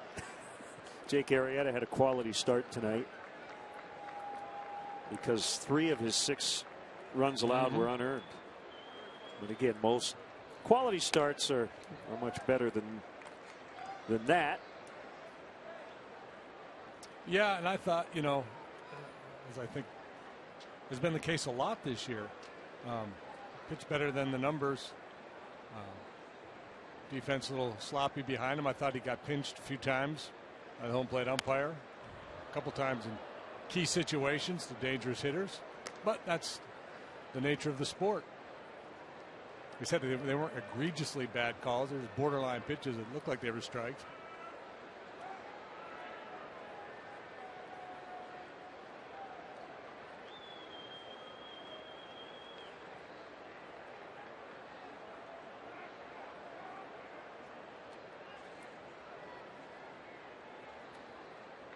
Tuffy Gosowich has 2 major league home runs, and they both have been against the Cubs. His first was last year in April off Jason Hamill at Wrigley Field, and then tonight off Arrieta as Baxter strikes out.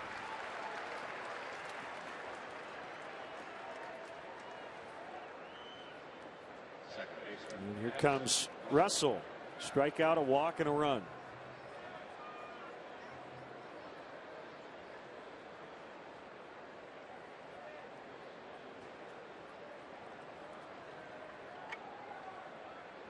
Can't force it. A young guy who's made a big error, he wants to atone for that. But you can't go up there just hacking. You got to just take a good solid approach. Bounces back to Ramirez. 2 outs.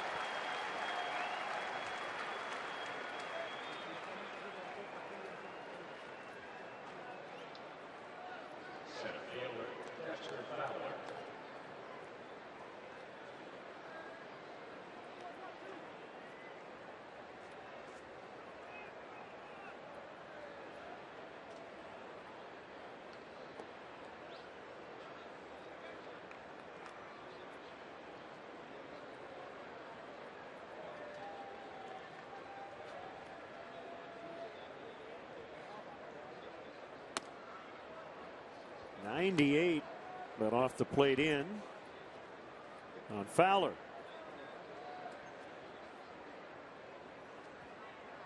Finish the road trip tomorrow and then back home. 121st pitch on Monday, Memorial Day, against the Washington Nationals. I guess Tanner Roark will start for the Nationals. He was terrific in their rotation last year, but bumped with Max Scherzer joining them in the offseason. Doug Fister is on the DL. So Roark will get a spot start. 2-1.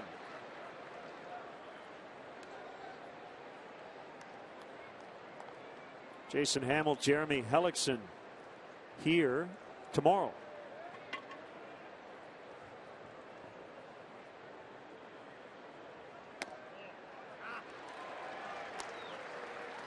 Washington got thumped 8-1 at home against the Phillies to end their 6-game winning streak. Cole Hamels 8 innings 1 run. Steven Strasburg 3 2/3 innings, 6 runs 5 earned. His ERA now 6.50.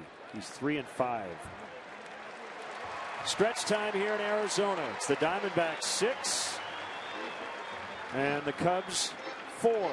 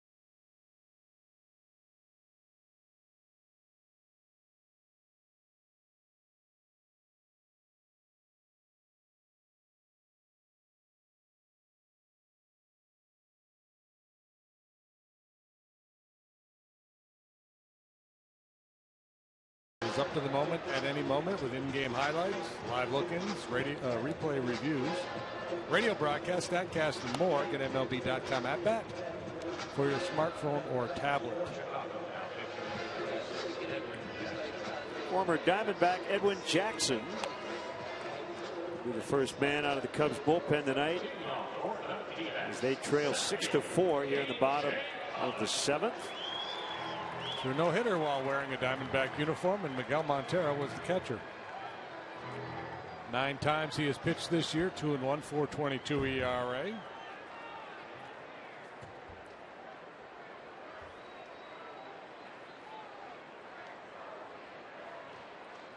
Been a while since he's been out there.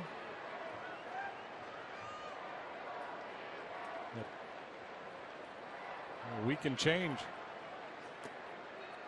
Ball 1. Cubs high A affiliate, the Myrtle Beach Pelicans, with a 7-3 win over the Potomac Nationals. Jeimer Candelario had 2 home runs in that one. The Pelicans off to a great start, 26-14, first year of their affiliation. The Candyman.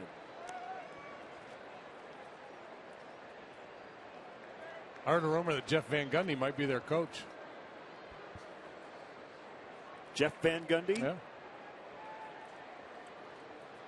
Pelicans. Oh, right. The other Pelicans. Yeah. This would be the baseball version. Van Gundy could probably coach some baseball.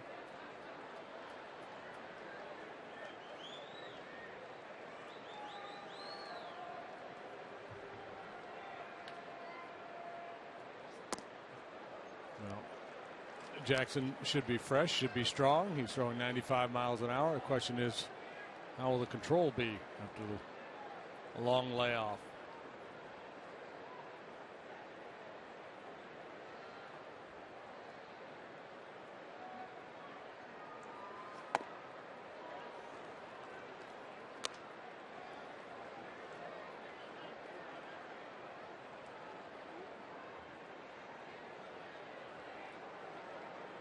Edwin 31, 6'3", 210.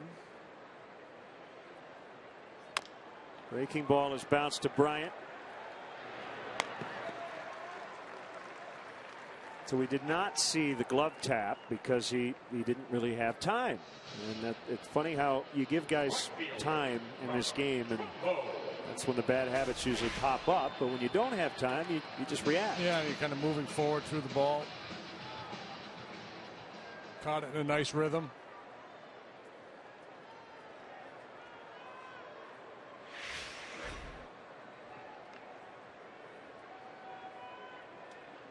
Trumbo.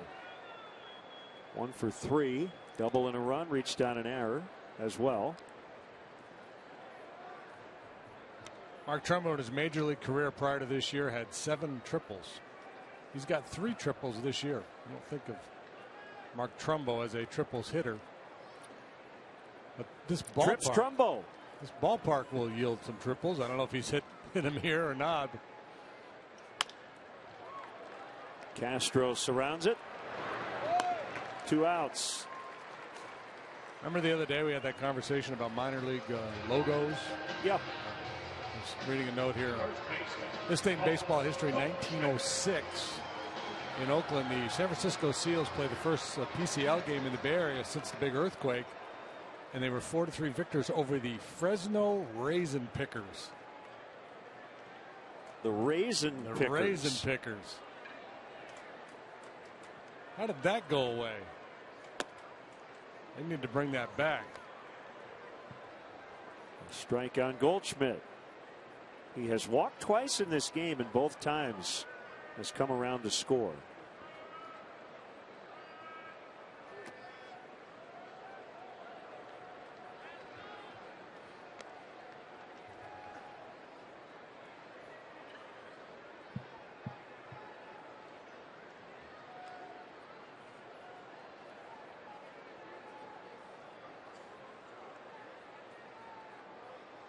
Yeah, I'm kind of into the history of old ballparks. As Goldschmidt sends a towering fly to deep center.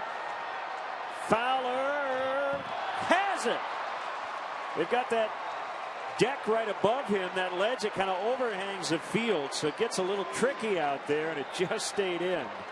And Fowler made a nice catch on the warning track to end the inning. So that'll keep the game 6-4 as we go to the 8th.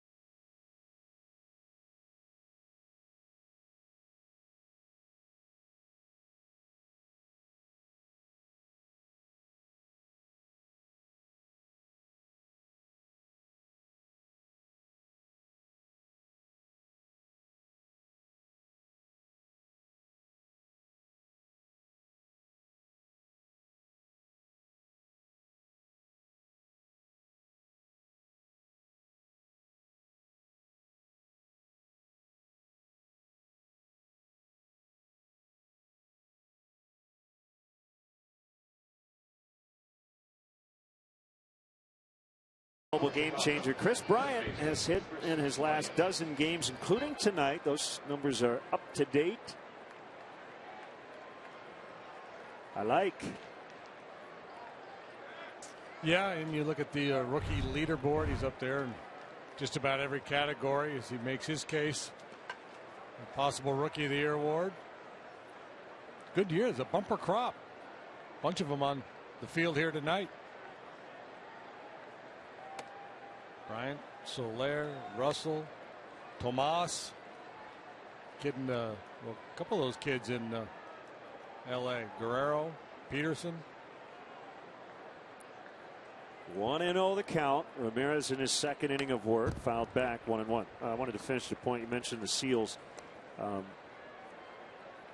Obviously never had a chance to go to Seals Stadium because it was demolished in 1959. But that's where the Giants played their first, 2 years? They moved to San Francisco. It was in the Mission District. Opened in 1931.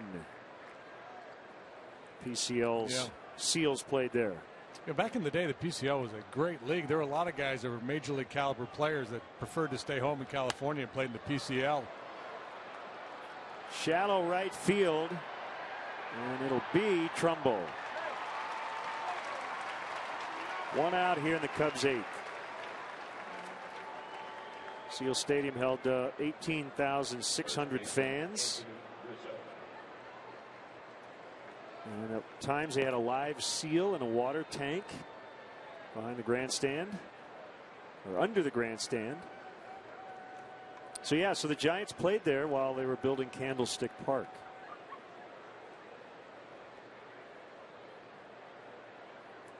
Did not have a warning track.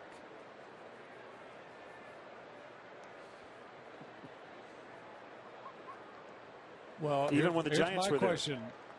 There. So when I was going to ask when the warning track came into play in baseball. Which a lot of the old-timey parks didn't have one, but you had to be playing Major League Baseball there in 1960 without a warning track. That's interesting. Mm-hmm.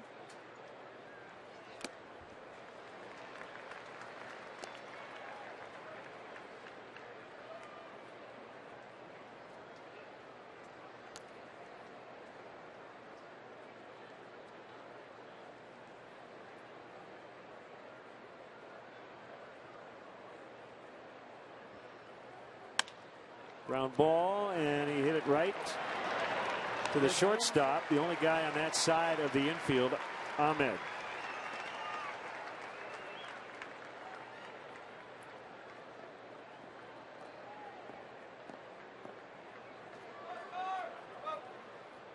Shortstop, Castro. The Diamondbacks, like everybody else in baseball, they've got some power arms in that bullpen, but the bullpen's been leaky for them. That's been a big issue for this club. And you feel like you can come from behind against them. Cubs are running out of outs, of course. They're down to their last 4.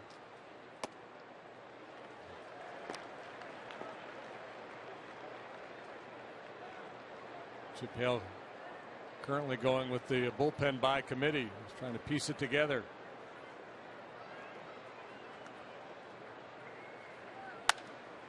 Ground ball, base hit to right. So Castro's on, and that'll get the tying run up.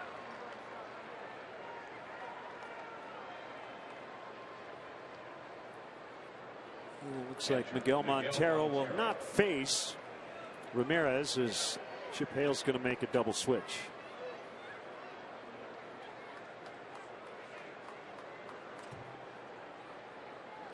Oliver Perez. Looks like he'll be next.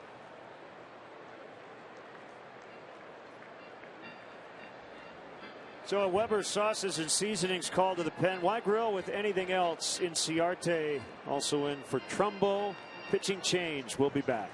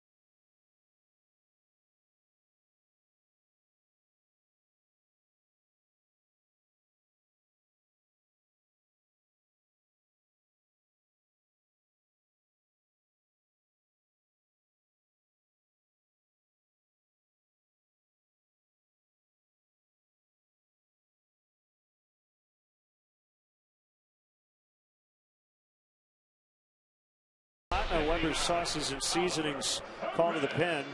It is veteran Oliver Perez, the lefty. And we saw him last night as well. And he'll face Miguel Montero with a man on and 2 outs here in the 8th. Yeah, just a third of an inning of work for Perez last night. And veteran lefty gives you a little this, a little that. You saw it there, the little turn his back to the hitter routine. And he's got some funk. Throws a fastball about 90 to 92. And slider is his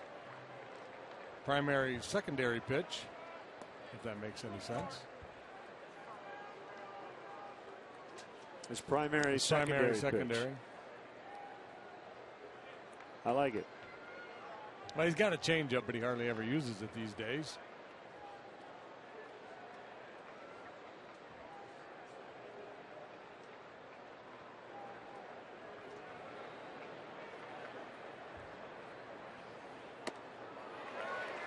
Swing and a miss on a breaking ball.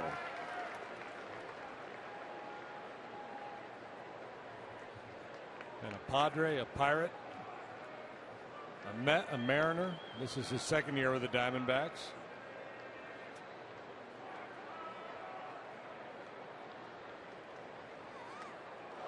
And he hit him on an off-speed pitch. And as always, Montero just runs hard down to first. Well, that's a win right there. You'll take that against a left-hander with a funky delivery like Perez. A little breaking ball off the hip. All right. Comes Mike Harkey.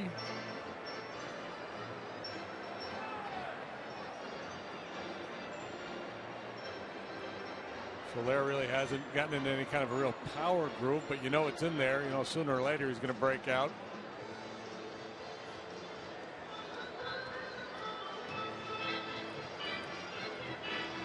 You know, Harkey's not saying this, but some pitching coaches probably would like to say, hey, Ollie, we brought you in to get Montero out. You hit him. What are you thinking? Yeah. So you owe us one. And I told Hale to bring you in to face the lefty, so you better get Soler out. So you owe me. We're going to have problems. I'm going to have to answer to the skipper.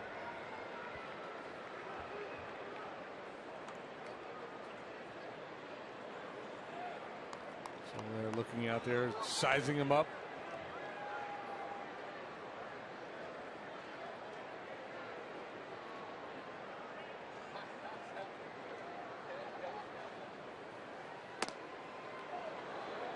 And as we told you last night, Addison Reed is no longer their closer, so we're not exactly sure if they have a lead in the 9th.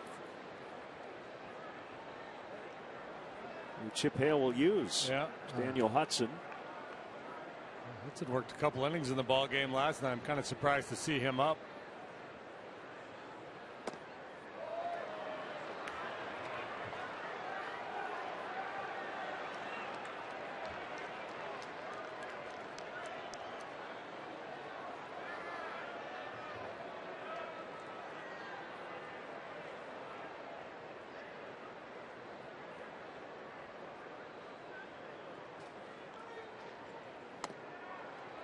Missed again, 3-0.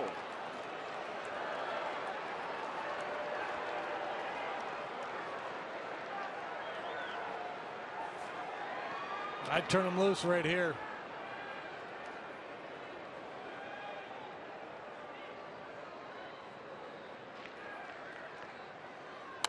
Yep.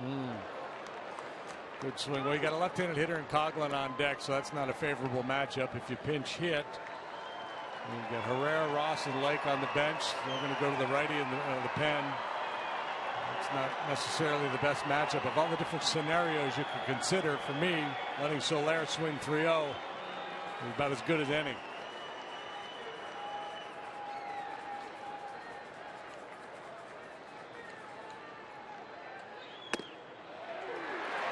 Three and two.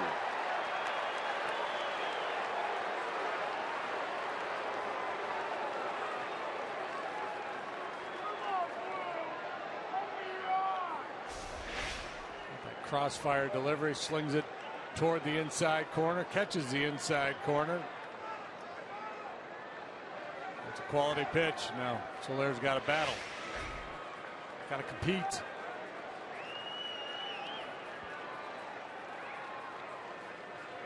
Runners will go here with 2 outs and a 3-2. And here it is. Driven out to deep right center. Off the wall. Castro's going to score. Here comes Montero. Throw to the plate. Save. We're tied.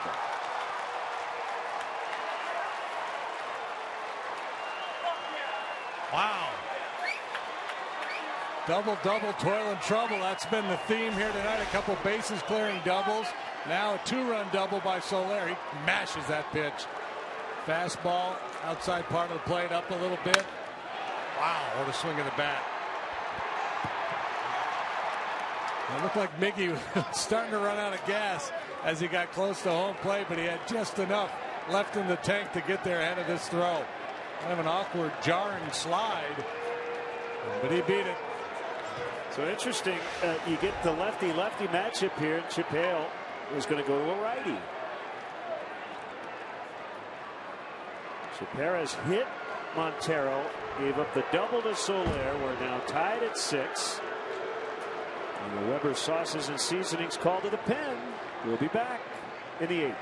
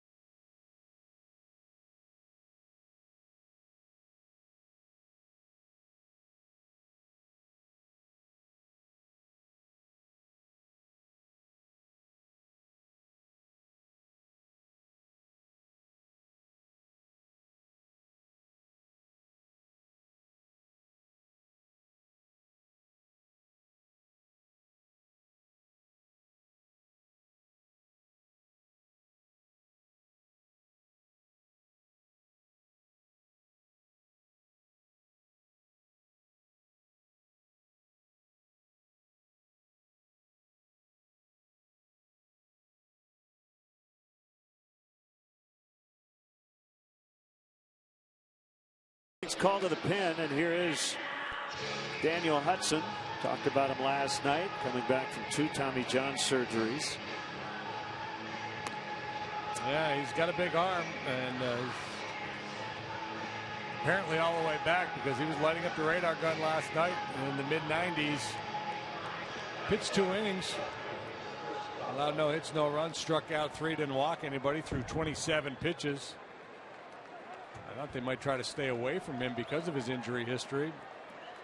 Well, he did come back late last year, made 3 appearances.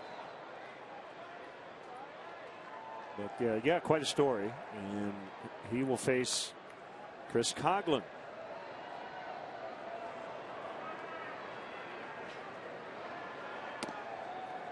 He starts changeup.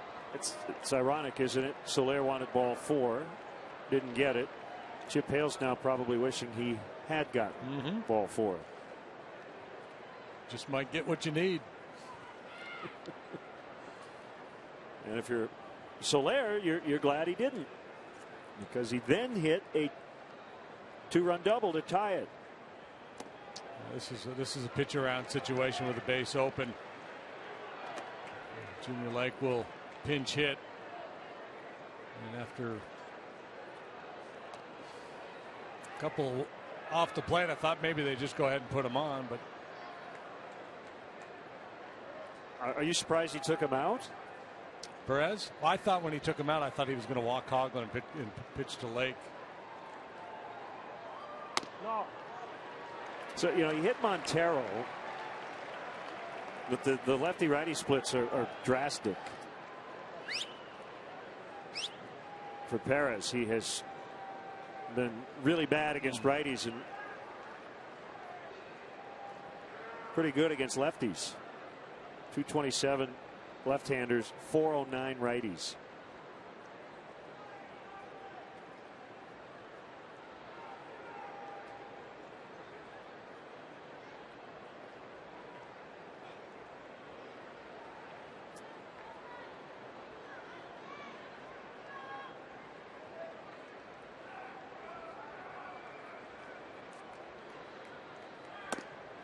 Hudson was once traded for Edwin Jackson. White Sox dealt Hudson and David Holmberg to Arizona for Edwin back on July 30th, 2010. This is the first time this year that Hudson has worked on back-to-back days. He actually made a start back on May 10th against the Padres. There's ball 4. And here is Lake.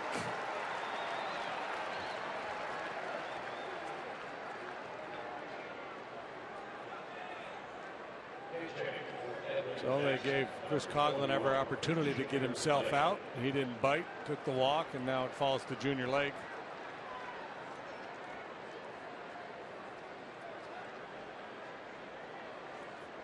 Nice 2-out rally here in the 8th. It's kind of a theme here tonight, 2-out runs.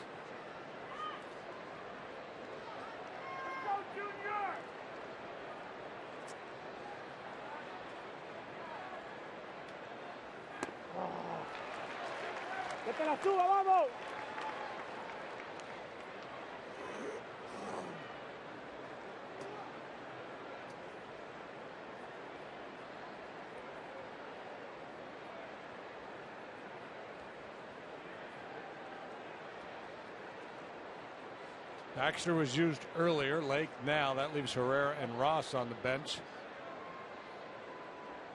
as we start to contemplate possibly another extra inning ball game. Oh boy. Oh boy. Let him know. 1 ball, 1 strike on Lake. Which would only be fair, right, for those folks who watched the Blackhawks and then changed over. They want to get their share of baseball. Right. Yep. And they went, what, 2 overtimes? Yeah, the Blackhawks, when they go to OT, they usually go pretty deep. Good hack at that fastball at 97. Well, you saw the lights flickering. There aren't fireflies in the park, I don't think. Everybody has their flashlight app working on their iPhones or other devices.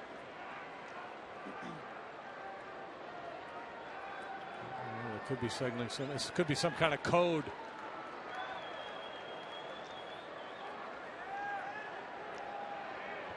One and 2 on Lake. Here it is in the dirt.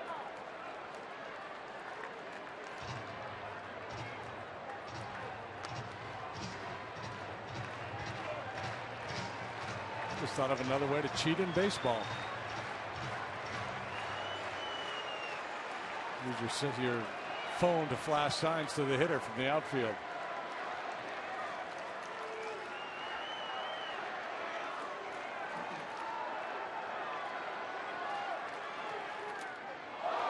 It gets by, nearly hit Lake, and both runners will advance. Now 3 and 2 on Junior.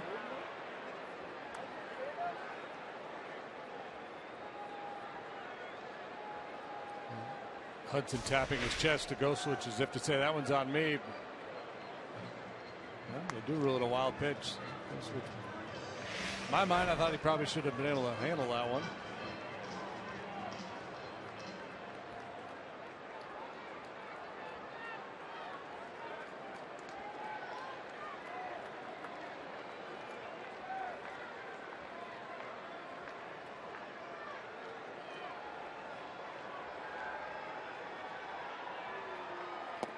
Swing and a miss, and Junior just shattered the bat over his knee. In frustration, Jorge Soler, however, ties it up. 2-run double. It's 6-6 in the 8th.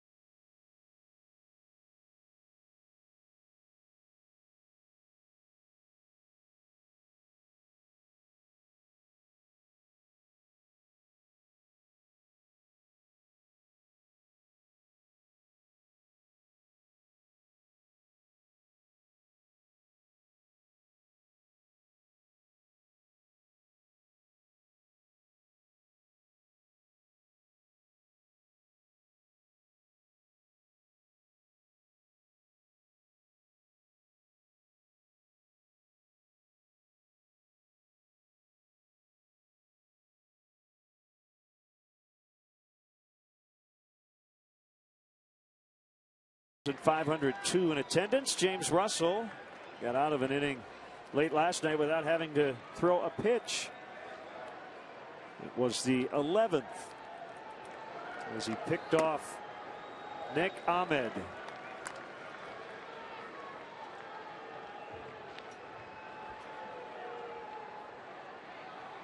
So he's already blown way past the pitch count last night. 1-1 on Peralta. 3-run double in the 5th to give Arizona the lead.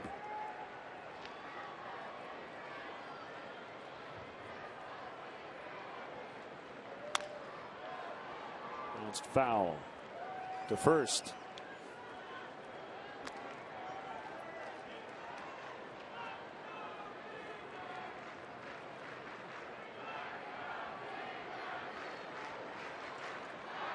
Two-out, two-run single by Tomas in the 1st. Two-out, three-run double by Peralta in the 5th. Slicing drive to left, handled by Coghlan. One away.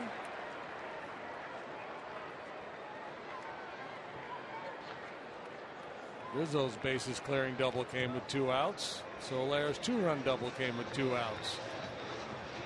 James didn't work a whole lot harder than he did last night. Dispatched the one lefty he had to deal with, and he'll put his feet up. It's Jason Mott. The Weber sauces and seasonings call to the pen. Tied late. We'll be back.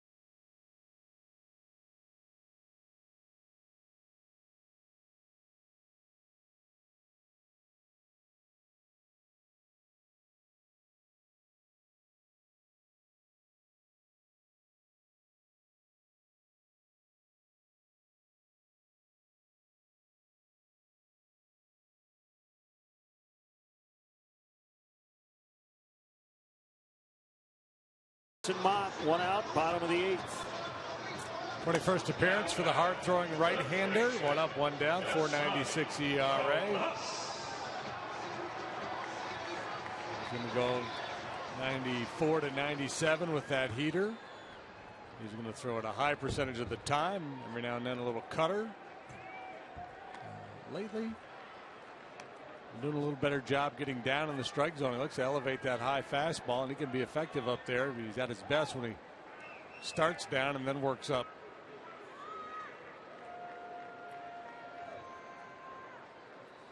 Tomas looks at strike 1. Jason, 2/3 of an inning in the ball game last night, allowed a hit, no runs. No walks, no strikeouts through 15 pitches, 11 for strikes.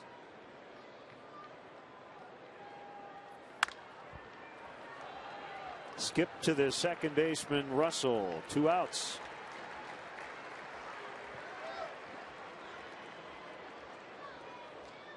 Second baseman, Aaron Hill. Every infielder who's ever played the game at any level would tell you that's the most fun and the easiest ball to play. A high bounding ball. They usually take pretty good hops. Catch it about chest level, make the throw.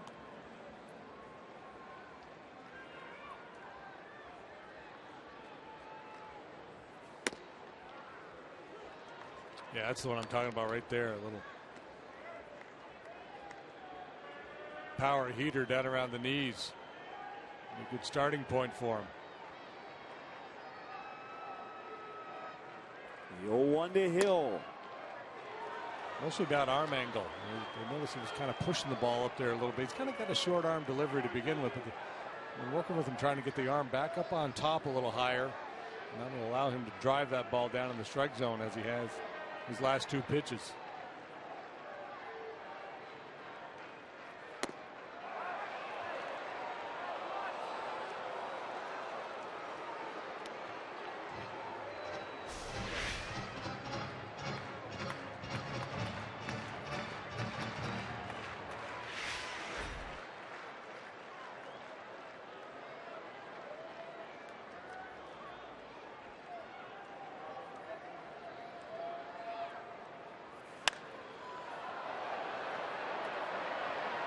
Should make the seats. And it will. At the 3rd row. 3 Cubs in the area.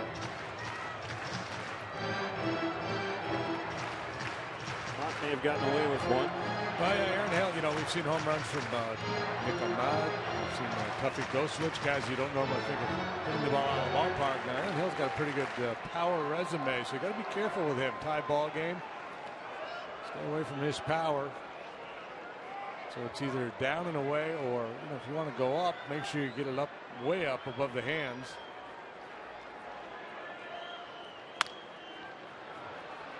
Castro to end the inning. We'll go to the 9th, tied at 6.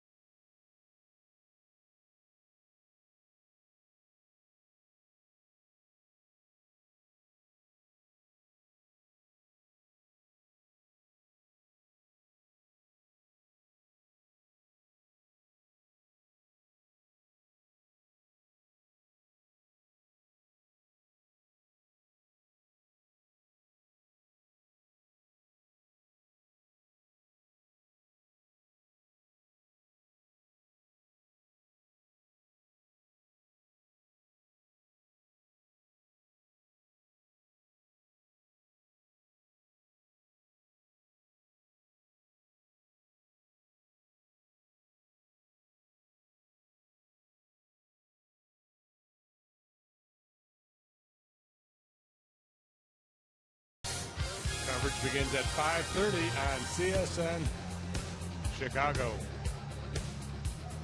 Hard to shut that guy down, man. Bryant and Harper, that'll be fun. Enrique Burgos in a 6-6 tie. Well, he was throwing pellets in the ball game last night. Check out the strikeout numbers: 22 strikeouts in 12 2/3 innings. That's way above average.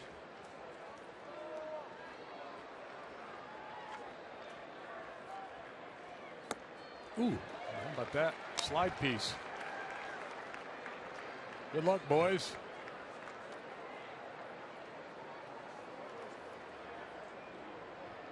Just be ready.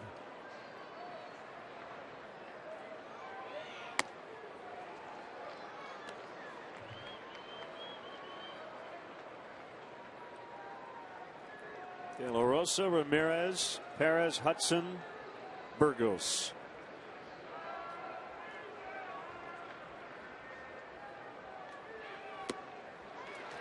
Well, if Chip Hale decides to settle on a guy as his closer,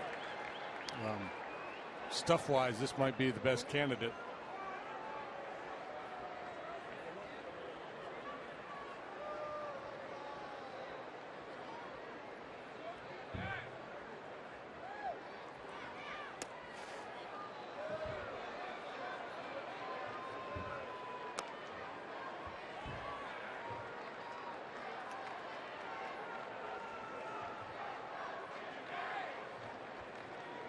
Fowler and Bryant also due here in the Cubs ninth. Diamondbacks 1-13 last night. 2-2 pitch. Also splintered the end of his bat.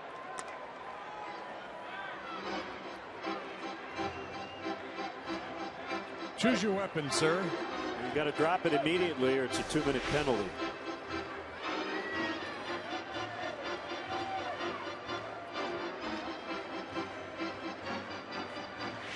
Piece of ghost switch with the follow through. Burgos, 24 years of age, from Panama City, Panama. Big kid, 6'3", 250.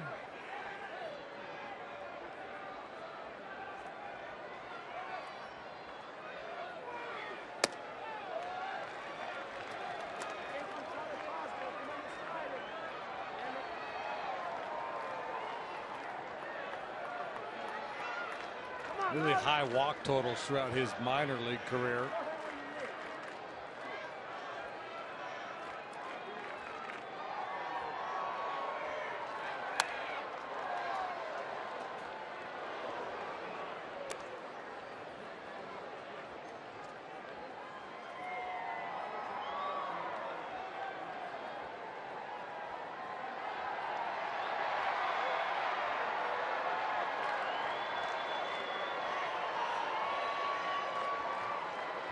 Another 3-2 to Russell, and he got it on the slider.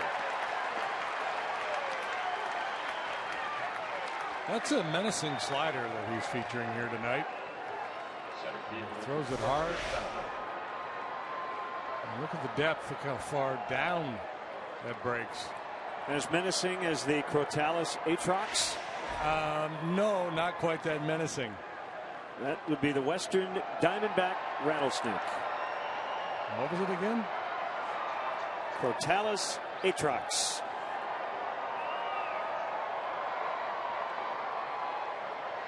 It is venomous. As Fowler drops a single to center. Go-ahead run is on with one out.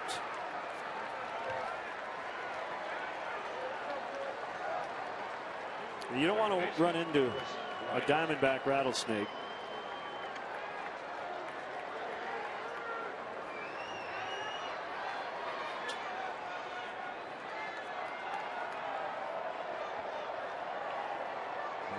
Many pitchers have wanted to run into this guy this year. Chris Bryant.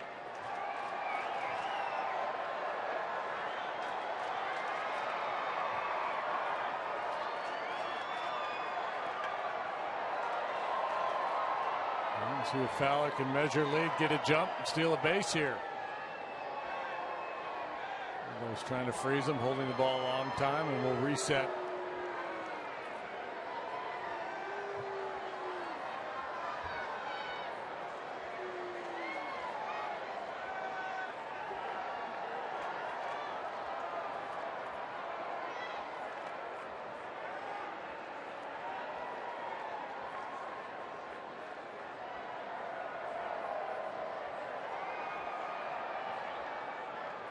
With his steal in the first, Fowler is now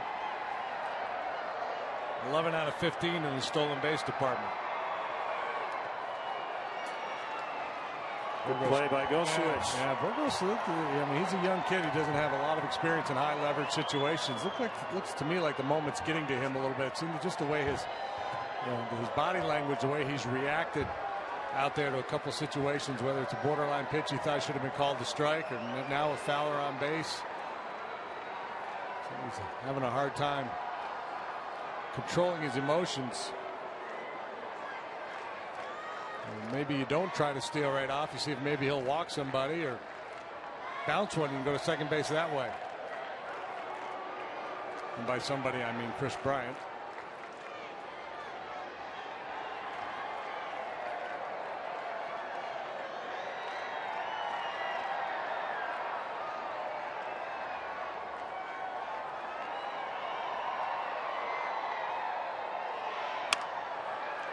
Knocked down by Tomas. Everybody's going to be safe. So 2 on for Rizzo.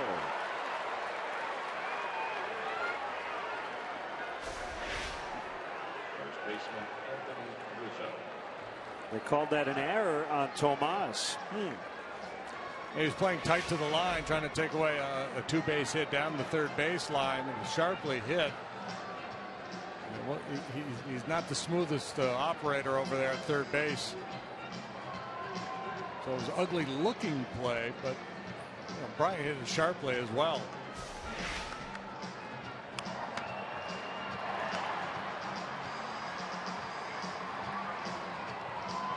Didn't move his feet, tried to glove it, couldn't hold it.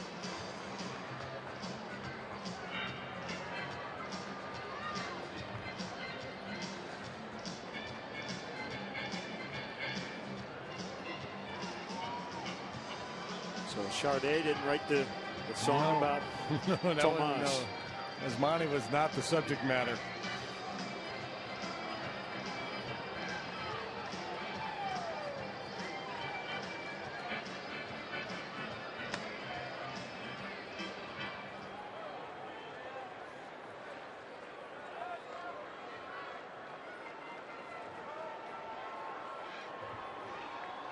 Here's Rizzo.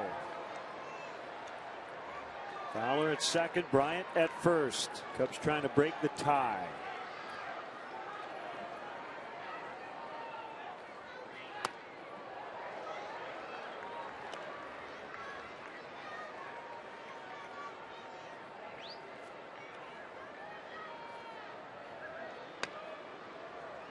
Pedro Strop is warming in the Cubs bullpen.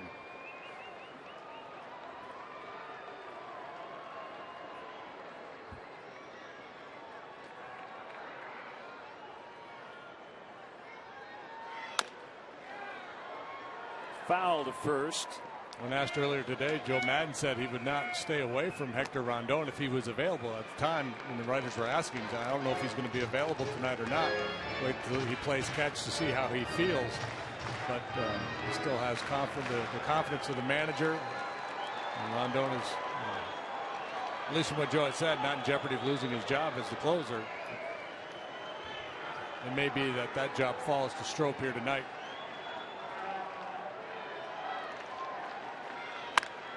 Rizzo, towering shot, deep right center, and it is gone! 3-run homer!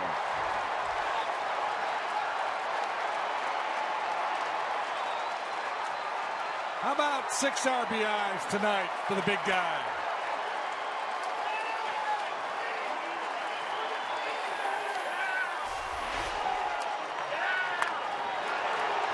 Launch mode, high and deep, and gone. Oh my! Look at that swing.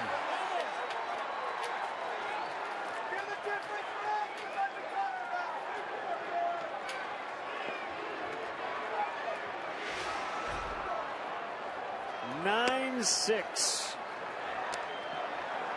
Number 9 for Rizzo. That one felt good.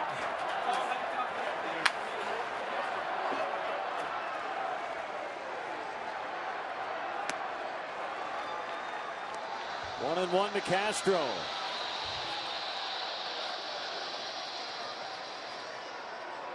The career high for Anthony, ties his career high 6 driven in a ball game.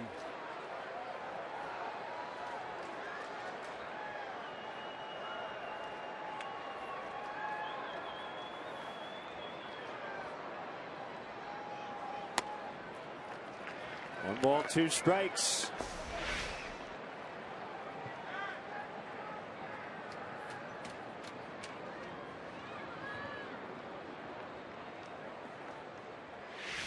Inciarte gave it his best shot.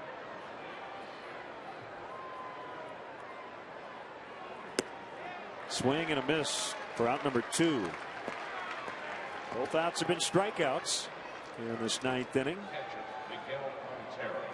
With the big blast by Rizzo, here's Montero.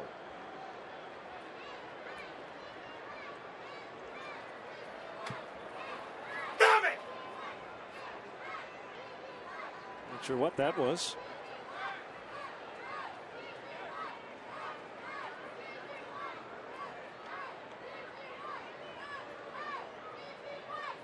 Sounded like your wake-up call from last night. Go with angry ball player. Inside on Montero. I didn't need to scream tonight. Rizzo made a loud noise and woke everybody up.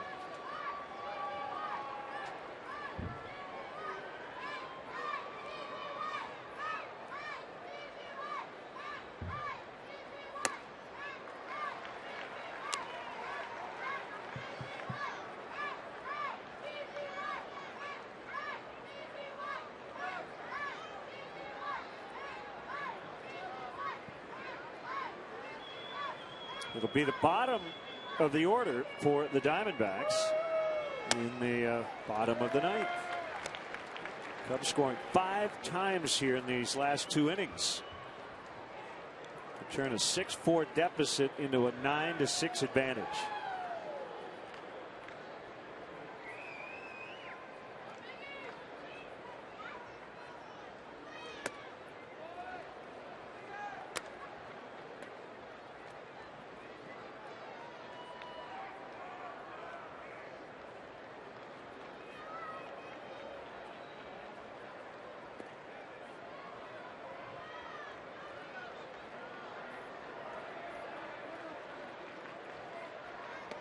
Burkoff's body language. You just showed this. And wondered what had happened. You could kind of figure out something bad had happened earlier in the inning to him. Swing and a miss to end the inning, so he picks up 3 strikeouts, but he also gave up a 3-run homer to Anthony Rizzo, MVP candidate. And it's 9-6 in the 9th.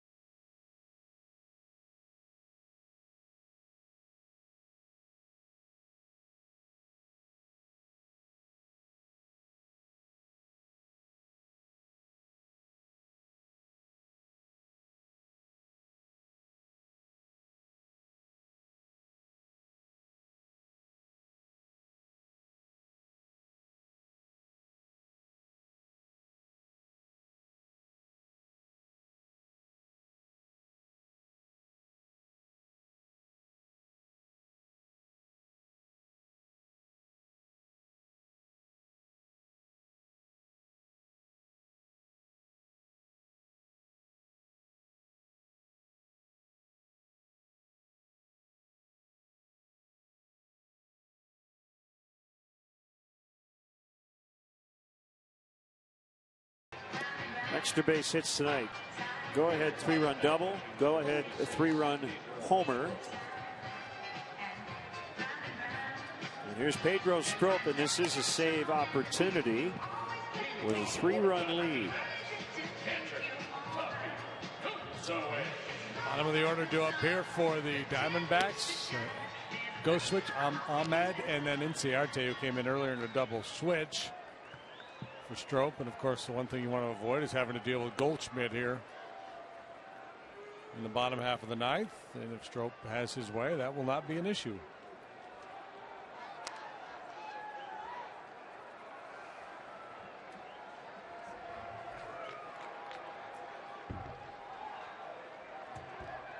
So Anthony Rizzo just hit his first 3-run homer in a while.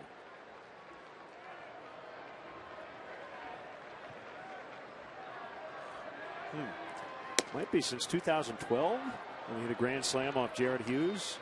I'm looking on his home run log on Baseball Reference. Yeah. His last 6 had been solo shots. Goes a wish on the ground to Castro. 1 down.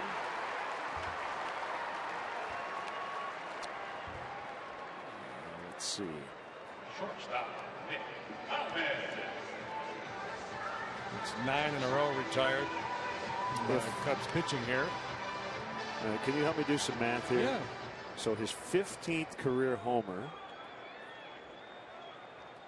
was a grand slam. And the one he just hit was his 80th. So is that right? He went 65 homers between 3-run shots. Just kind of a weird little thing.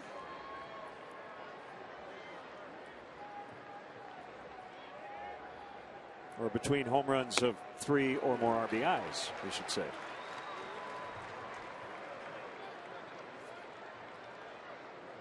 Yeah, so now you got me thinking we should start to do some digging around and find out, what percentage of home runs are solo home runs, what percent come with men on base.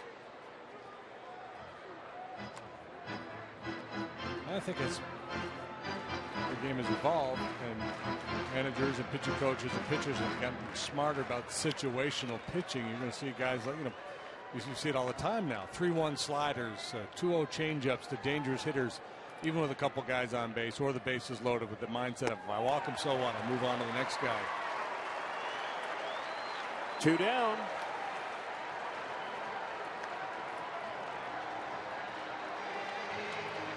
Yeah, so of his 80 career home runs, 1, 2, 3, 4 have been with 2 or more men on base. Well, I can also speak to maybe the last couple of years, teams being a lot of chances, careful against him with men on.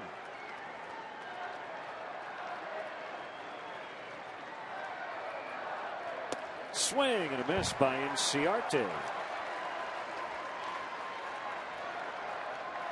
Well, if Strop nails it down here, he'll become the 3rd pitcher to record a save for the Cubs this year. Rendon has 9. Travis Wood picked one up on the last homestand. Chappelle and his bullpen continue to struggle. They've been plagued by the long ball.